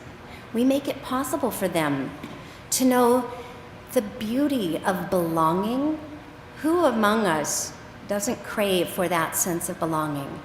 But also independence, achievement, accomplishment. Often in a life filled with no's, you can't because there's no place for you here. At Eagle Mount, everyone is welcome. We strive to say yes. When someone brings us a challenge, we're like, okay, let's work together. There's gotta be a way we can make this work. So for Eagle Mount, we say that we're here to serve individuals for a reason, a season, and a lifetime. Those we serve for a reason Individuals just like Andrew, the individual we just met, he wants to get back skiing. Where better? He doesn't need us for all of the social engagement, although he'll get that. It's a bonus of everything that we do. But he'll need us for the equipment, for the technique, for the training, for the lesson, for the opportunity to get up on that mountain and experience that thrill of regaining something he once loved, or for others, it's the opportunity to learn something they never dreamt they'd be able to do. So for folks like that, Eagle Mount is here for a reason, to move them from their current state to some place that they really long for. We're here for seasons. We had an individual that we got to serve. He was a vet. He was here with a group that we got to serve for our ski program every year. It's Operation Second Chance. We learn all about the natures of their disability and their needs, and often they're multiple, as you would well imagine. But skiing, being able to do something so independent, something that, again, maybe they never did, or something they've always loved. We had an individual who actually had no lower body. As a result of his service to our nation, he had both lower limbs amputated. So there's a picture of him on one of our sit skis. It's a mono ski, so it's a single blade. He's got outriggers on both arms that also have blades on the bottom. He needed us to be able to, again, the lessons, the access to the equipment, the chance to take this on. And he succeeded marvelously. And he said to us, I'm coming back next year and I'm bringing my family because I want my children to see me do this. And I want us together to be able to ski as a family. He needed us for an adaptive cycling piece of equipment. So he too, even though he had no use of his lower body, with an adaptive cycle, a hand crank, he was able to realize again the experience of cycling. We have a climbing apparatus at the gym at Steep World. It's a 5-point pulley harness so that people who, for whatever reason, be it strength, instability, paralysis, they're able in this 5-point really safe harness to experience the thrill of climbing, to be right there in the gym with everyone else, not left out, not on the sidelines, not at home, out, having this opportunity that is so rich. And then, of course, Eagle Mount gets to serve individuals for a lifetime. We serve over 600 people a year, and there are a good number of them that have cognitive disabilities, intellectual disabilities, often a multiple array of diagnoses that limits their ability for independence and kind of free will in that regard. But they crave, they need those opportunities for social engagement, social integration. And so for those individuals, we'll get to serve them for their lifetime. We've had individuals in our care for nearly the entire 40 years that we've been here serving the Billings area. And God willing, we'll have the opportunity to continue serving them. Well, how does it happen? It happens through a caring community like Billings, right? We intentionally don't have some gorgeous facility that people come to and that's all we do is stay there in that gorgeous facility, although I'm having some envy about this gorgeous facility. We intentionally work with our community partners so that with our participants and with our volunteers, and they're the secret sauce, our volunteers ages 12 and above, but we are able to bring our programs on our participants and the whole experience out of a building and into the climbing gym at Steep World, into the workout facility at the YMCA. We golf at Peter Yegan. In the winter, we golf at the Back Nine. We cycle on Shiloh. We cycle at Lillis. We ski, of course, at Red Lodge and snowboard. We use Red Lodge Nordic Center for snowshoeing and cross country. We are very intentionally always looking for community partners because that's where the magic happens. Yesterday, we toured the fire station at the airport. Huge hit, not only because we got to try on those 50-pound fireman helmets, we got to watch water being shot into the sky from these planes. Our kids, I say our kids, our campers are ages 3 into their 60s. Because are you ever too old to want that experience of adventures and fun and friends? I asked one of our little campers, Riley, I said, what do you like about camp? What do you like about Eagle Mount? And he's very, a man with few words. And he says, friends are here. I said, Riley, you just summed it all up. And I think that is Eagle Mount. Friends are here. You know, we have participants, their parents tell us they won't get out of the car, they won't get out of bed. And I think when they dig in, they're dug in pretty solidly, right? But then they say, well, we're going to camp today with Eagle Mount, and they're up. They're up sometimes before their parents are up. They so relish that opportunity. Now, Eagle Mount also has an adaptive field trip project. We served 380 students last year from grades kindergarten to that super senior program that they have at the Lincoln Center. 380 students, all from Title I schools. So many of them have a situation where their disability inherently has the potential to close doors for them. But they also come, many of them, from homes where money is a real challenge, where hard choices need to be made about meals and rent and meds and, you know, clothes and everything. So for Eagle Mount, we recognized that those kids weren't getting out of school experiences. And oh my gosh, field trips are the ticket, aren't they? So we work very closely with those parents and with those teachers. And monthly, we're able to take classrooms out into the community. We probably went to the zoo 25 times in the month of May. It would have been more, but there was rain, right? But these kids, they come back to school and they're standing a little taller and their chins are raised a bit because they gotta go and have these rich experiences. We honestly took a group one time to Build-A-Bear. And you're thinking like I'm thinking, nobody can afford Build-A-Bear. It's amazing, but it's not cheap, and you wouldn't take a group of 25 kids there. Build-A-Bear worked with us so closely to arrange a discount. We paid $8 a bear, clothed in little football jerseys. And these middle school kids that were way too cool for Build-A-Bear, they're like, oh, they kind of huffed at us. They, all of them, came out of there with their Build-A-Bear box and the biggest smiles. And it remains one of my fondest memories. We are able to make simple things become so profound. And again, it's our community that supports us. It's the families who choose to leave their children in our care. And I guess this was kind of news to me recently. We had a panel of parents talk. And one after the other, they said, my child has never been anywhere but with my parents or with Eagle Mount. Which means these parents aren't getting respite, right? But when they're with us, they can trust that their child, no matter how old their child is, that their most precious possession is going to be not only well cared for, that safety is paramount in everything that we do, but they're going to be surrounded with friends and exposed to new experiences, new opportunities, and they're going to experience that in ways that are successful. So the parents might be sitting in the car reading a book. One of the moms said, I went right across the street to the coffee shop and waited because I was sure you were going to call me an hour into the day and tell me that she was ready to come home. No, Ruthie spent the whole day with us. Finally, at 3 o'clock, it was time to go home, and Ruthie was ready to come back again the next day. We had a little guy who joined us last year for summer camp. He was 9 years old.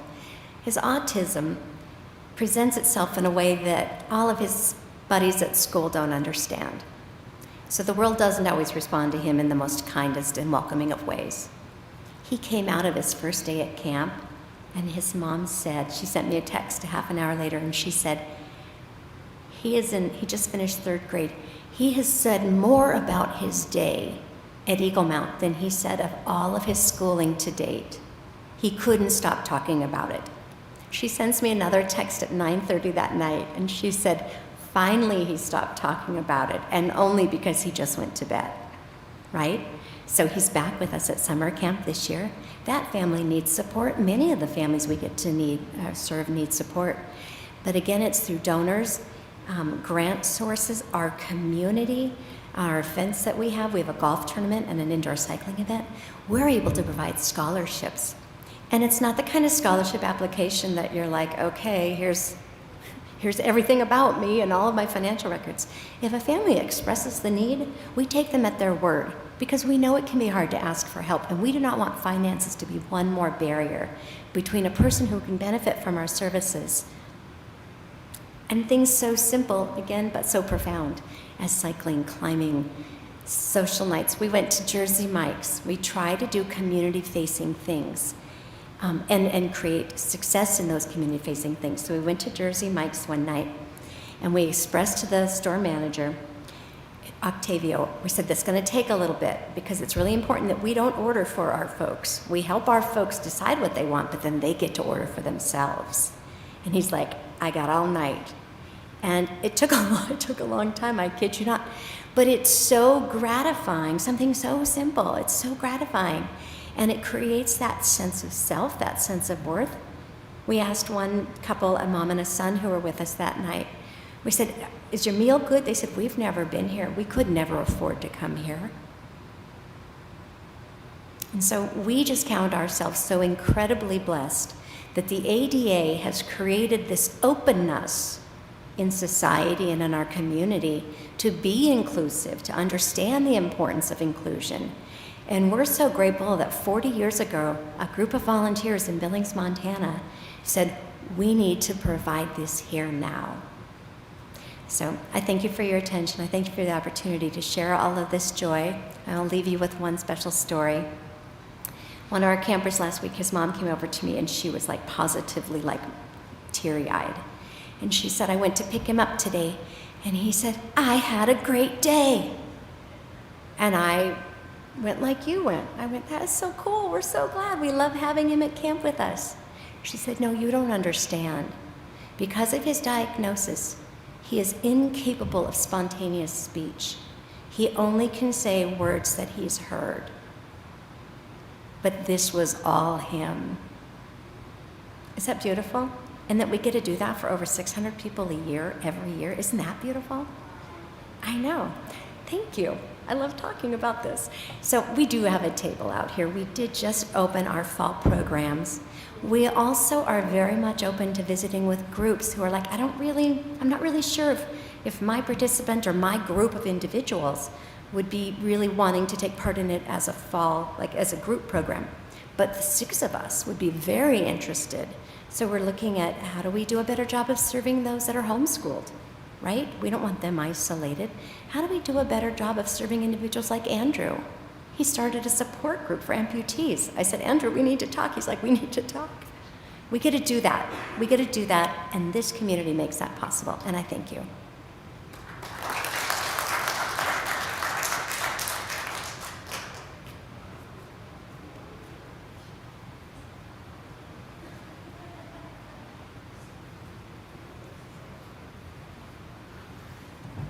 Thank you, Lynn, and thank you earlier, Andrew, and we'll be back in a little bit with a couple more LIFT team members offering their reflections, and we'll wind up the day with some messages from our civic leaders. Thank you.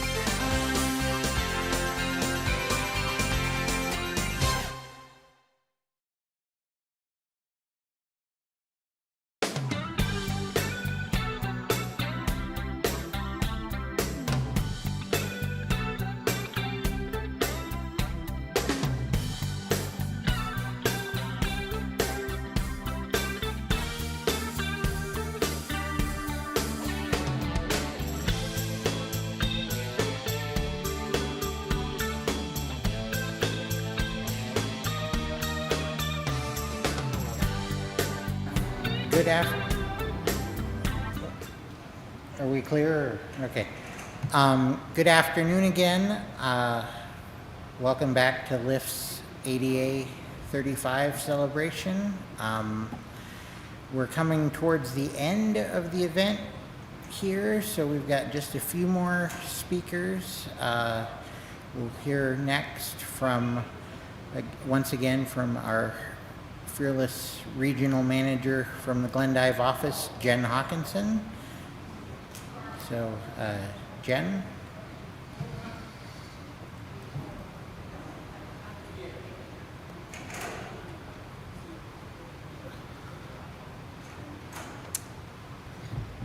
Hello.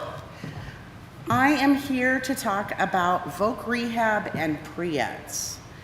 Vocational rehabilitation is a service that is offered through the state, and they help people to find jobs, get those supports for employment, and we are actually contracted through voc rehab to provide those supports. So it might be like job shadowing, it could be helping with a resume, helping find a work site, trying to think of the fill out job applications, learn interview skills. Any of those types of skills are the things that we teach people. We get sent it's kind of fun to watch, because sometimes we'll get somebody in the LIFTT office and we're like, hold please, let me refer to you to voc rehab. And then voc rehab refers them back to us.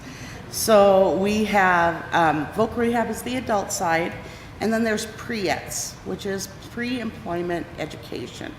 And they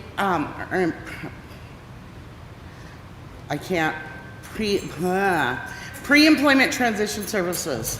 Ooh, okay, it's been a long, hot day. All right, so those are kids that are still in school. And so it can be all the way up through college. We can help those kids to have those supports. And it's right along the same things as the adult side. Both programs are under the voc rehab umbrella. So they're all run by voc rehab. One's just called voc rehab for adults, and then there's the pre-eds. I personally love working with the kids. It's really cool to watch them, on their first day, get really excited. I've had quite a few kids that I've placed in jobs, and helping them to figure out what they want to do and where they want to go is amazing. It's a lot of fun. And our philosophy and take on it is that we're not going to pick where they want to work. We want them to have a buy-in. So we'll say, okay, give me your top 3 places where you want to work. What are we talking about here? And I've had kids that are like, I want to be a veterinarian. That's great. That is a fantastic thing. But veterinarian isn't loving kitties and puppies all the time. There's more to it. So then we might, once we talk about that, we might gear more towards like, hey, maybe dog grooming would be another option for you. Or, starting your own kennel. So we try to promote that independence as much as possible. I've had kids that I went the first day with, and they are like scared out of their minds, and I'm like, you got this. And the second time, like, okay, next time, do you need me to come? No, I'm fine, you can leave, you're good. I'm like, all right, great. So it is really driven by the person.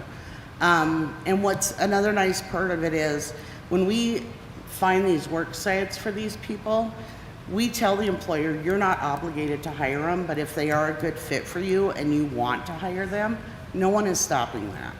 So it opens up that opportunity too for the employer to kind of get to know the person and have them get some work experience before hire. So that's voc rehab and pre-eds. Thanks.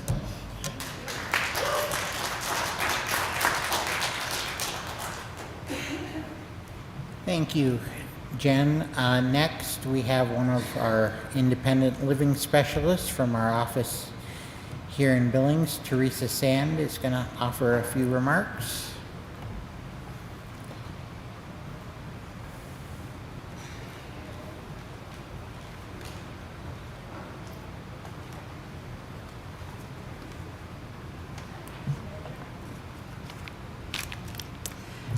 Did you know that 1 in 4 American adults lives with a disability? If you were to tell your disability story, what would it be? Mine revolves around the Americans with Disabilities Act. The ADA allows me to work again.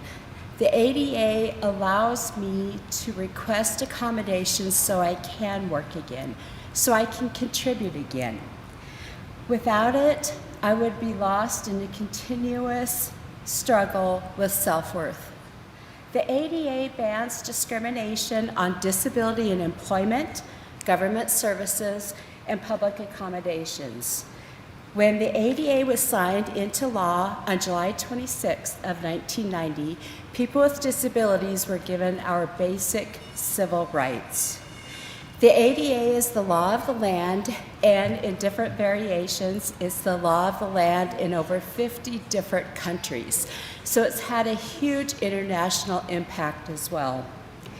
Since the ADA went into effect, disabled Americans have benefited from a much wider array of protections in the workforce, in education, and in the ability to access public places and private spaces open to the public.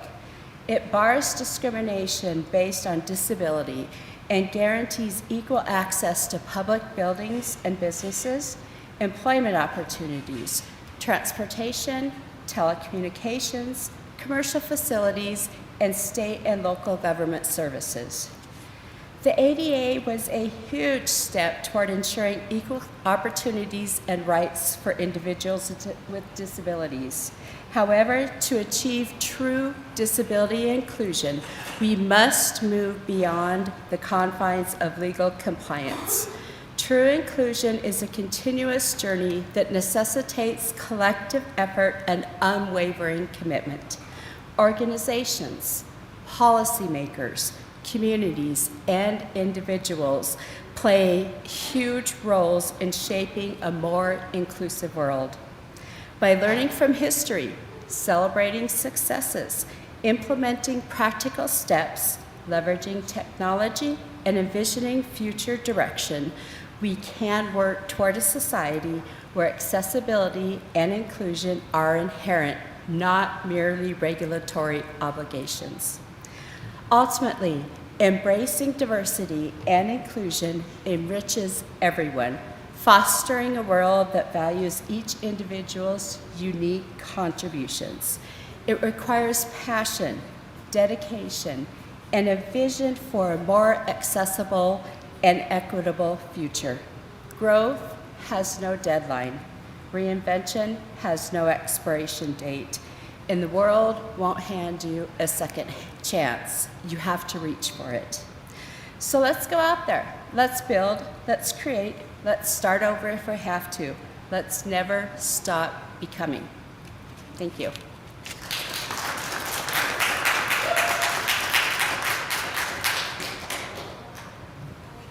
Thank you, Teresa. Next, I am going to introduce Wesley DiGiulio. Wes works for Senator Tim Sheehy. LIFT has been fortunate over the years to have pretty good relationship with our Montana and now Eastern Montana congressional delegation on a bipartisan basis. Again, disability is a bipartisan issue. The Americans with Disabilities Act couldn't have passed without both Ted Kennedy and Orrin Hatch, for instance. So again, this is not a partisan issue, and we welcome Senator Sheehy and his team to service of the state of Montana, and we welcome Wes here today. Thank you.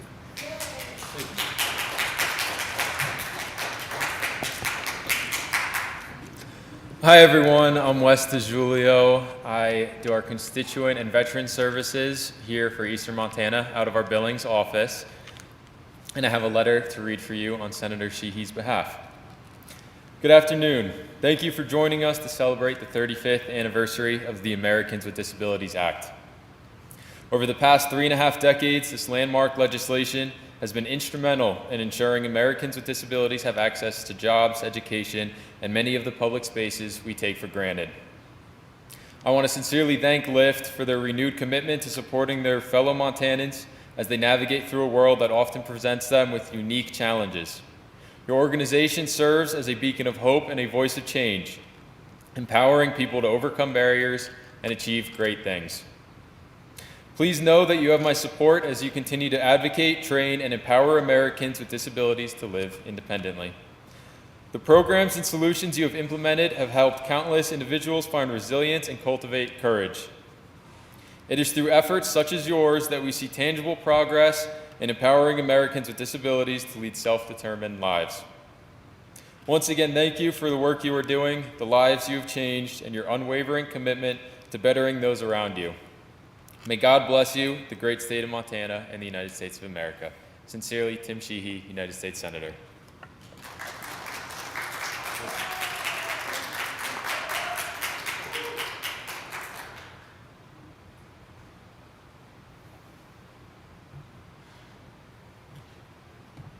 All right, thank you, Wes, and thanks to Senator Sheehy. Again, he's relatively new in office, but again, we look forward to deepening our relationship with him and his team. I was looking for Tori from Senator Dane's staff. She must have stepped out for a moment, so I think I'm going to go ahead and introduce Mike Boyette. He's the Deputy Mayor of the City of Billings and a member of the City Council for Ward number 5, which, for those of you who know the City of Billings, is the southwest section of town.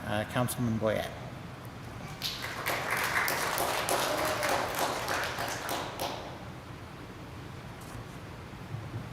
Thank you. Some of you may have heard this story, but before I read my statement, one day I'm just dumb, fat, and happy standing there, and I'm down like a rock. I had slipped on the ice at my neighbor's house. The sky was white. I didn't know where I was at. I wake up with a broken ankle and a broken finger, and my life changed. Why did it change, everybody? Disability.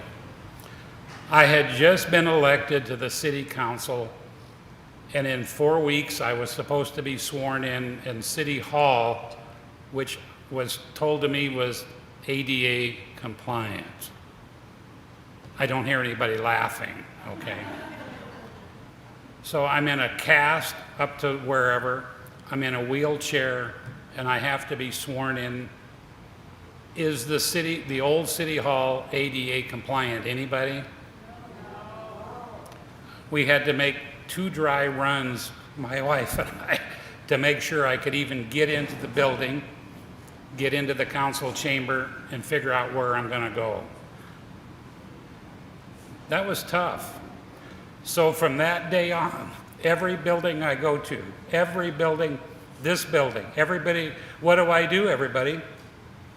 Is it ADA compliant? Can I get in it? And I imagine myself in a wheelchair. I do that every time I go somewhere. If I had to come into this building in a wheelchair, would I be able to get in? So the new City Hall, you have to come see the new City Hall. It's a great big white building downtown, the old Federal Building. Guess what, everybody? It's ADA compliant. Go, seriously. You gotta come see it. You can get into the restroom in a wheelchair. That's a big, people go, well, that's no big deal. Yeah, it is. It is a big deal. So, and then one more quick story. 2 weeks ago, a lady calls me and says, "You don't remember me?" And I go, "Probably not." She says, "I was the one in tears 2 years ago because I couldn't get out of my driveway onto the street because the corner of the street corners didn't have the ADA accessibility, but you'd promised me you'd put it on the list." She said, "Guess what they're doing this week at my neighborhood? They're putting in those ramps." So she was so happy. It was like a kid with a new toy. This older woman was excited because she could now get out of her neighborhood. It was what a feeling. You know, it was incredible. So there are some good stories. So let me read you what they told me to read, but I wanted to tell you how I felt. To me, it's very important that we continue this. So thank you for joining us today as we mark the important occasion, the 35th anniversary of Americans with Disabilities Act. 35 years ago, on July 26, as you know, 1990, our country took an historic step towards ADA was signed into law. It was a turning point, a promise of that equality is not a privilege but a right. A comment that all people, regardless of ability, deserve full participation in the life of our nation. And from spoken for me, that's a big deal. The ADA was built on simple but powerful principle that disability is a natural part of human experience. And almost everyone you're going to find out will have a disability sometime during their life.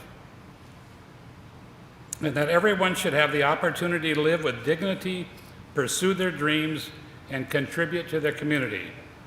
Thanks to the tireless efforts of advocates, legislatures, and everyday citizens, ADA has transformed our society. Sidewalks now have curb cuts, and we're doing that across the city. It's a slow process. We are doing it. Half the time we can't get people, we can't find contractors to do the work, but we're trying, and 2 weeks ago this lady got hers. Workplaces are more inclusive. Technologies have evolved to break down barriers. And perhaps the most important attitude, the attitudes have changed slowly but steadily. The attitude that we do need to help people. 50 years ago, 100 years ago, it was your problem. Now we see it as our problem. Let us be honest, as we celebrate the progress of the last 35 years, we must recognize that the work is far from finished. People with disabilities still face discrimination, unemployment, barriers to education and healthcare, and challenges to participate in public life. Too often, accessibilities are treated as an afterthought versus a right. Today, as we look back, we also look forward. Let this anniversary renew our resolve to uphold the promise of ADA, not just in principle, but in practice. Let's listen to people with disabilities. That's the biggest thing. A lot of us in the city, we need to listen. We don't have to answer anything, but I promise we will listen. Let's empower their leadership. Let's push for equality and access. Not today, but not yesterday, but someday and today. To every advocate who spoke up, to every legislator who took a stand, and to every person living with a disability who continues to break down walls and build communities, we are a reason why we're here today. Together, let's honor the past, confront the present, but importantly, let's shape the future. So let's do this, everybody. Clap. We want Billings to be a better place. One way to do that is how? Through helping people with disabilities. That's why I'm so happy about our new City Hall. Please come down if you call me or if you just show up. I promise somebody will give you a tour and you can go to the bathroom without a problem, okay? Thank you.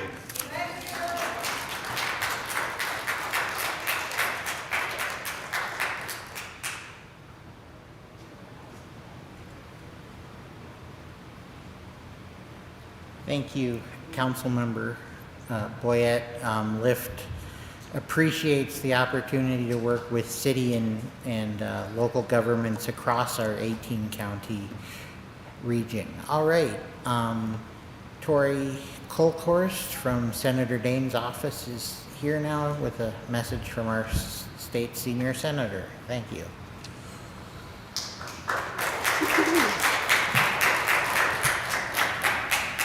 Good afternoon, everyone. My name is Tori Colkhorst. I represent Senator Daines throughout South Central Montana, and really is an honor to join you all here today. My 3-year-old son, he uses orthotic braces and a walker to get around, and so this issue is near and dear to my heart, and just ensuring that everyone has equal accessibility opportunities, that's something that's important. So an honor to join you. But with that said, I have a message to share. Dear friends, thank you for the opportunity to share a few words with you all as we celebrate the 35th anniversary of the Americans with Disabilities Act. The ADA is a landmark civil rights law in our nation's history that affirms everyone is created equal in the image of God, regardless of their abilities. I want to say a special thanks to everyone at Living Independently for today and tomorrow for sponsoring today's event in celebration and promotion of this historic legislation. Today, as we celebrate the ADA, may we also be reminded that people with different abilities have not always had the access and resources they deserve to live full, independent lives. Discrimination, limited employment opportunities, barriers to education, and physical obstacles have long held Americans back from reaching their full potential. Despite the setbacks that each person living with a disability has faced, they have shown the world their resilience and potential, which knows no bounds. This is why the passage of the ADA is invaluable in our pursuit of a more perfect nation. While this legislation will go down in history as a transformative civil rights law, there is still much work to be done. May we take it upon ourselves to celebrate people of all abilities and remember that there is dignity and value in every human life. As President George H.W. Bush said as he signed this historic act into law on that July day in 1990, let the shameful wall of exclusion finally come tumbling down. It is an honor to serve as your United States Senator, and if I can ever be of assistance, please do not hesitate to reach out. May God bless you all. Sincerely, Steve Daines, United States Senator.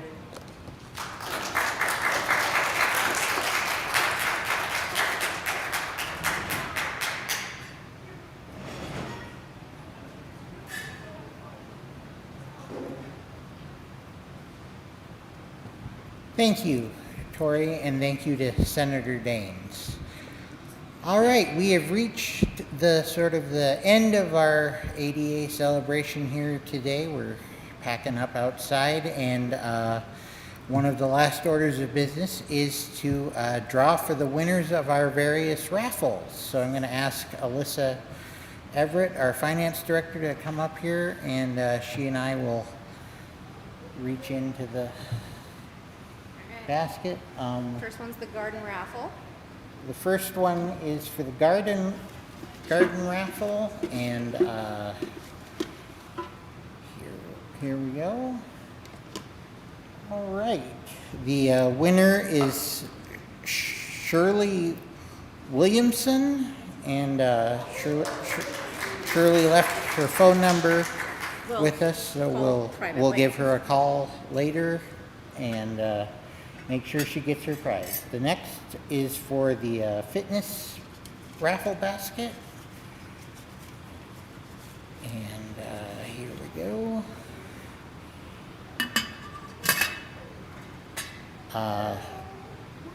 Maybe you can help me with that. Okay. Melanie Longjohn. Melanie Longjohn. Lockjaw. Longjaw, excuse me. I'll give her a call. All right. And this last one is for the mirror. The last one is for the mirror from our Uplift thrift store. Hope folks will take some time in the coming days and weeks to visit Uplift Thrift, which is at our former office location of 1201 Grand Avenue. And the winner is our LIFT's very own peer program coordinator, Tanya Thomas.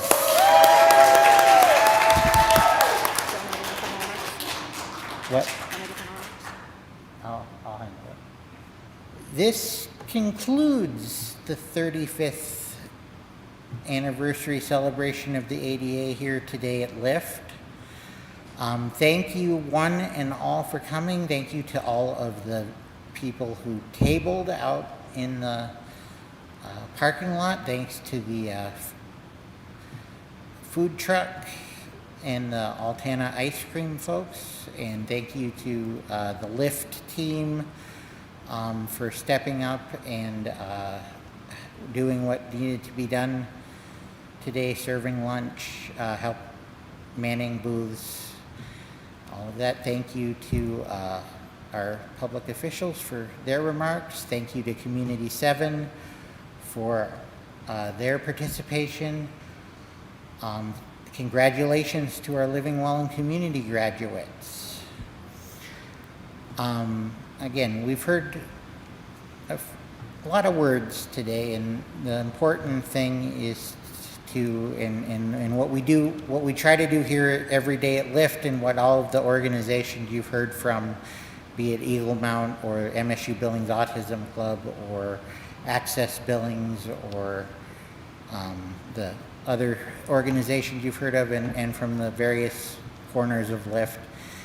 We work 365 days a year, even today when we're celebrating, to make the words of the ADA, the words that of the law itself, and the sentiments expressed by senators and congressmen and presidents when it was passed and down to this day. We work very hard to make those words a reality, to make them not just words but fact. And we hope that you will join us in that effort. Thank you and good day.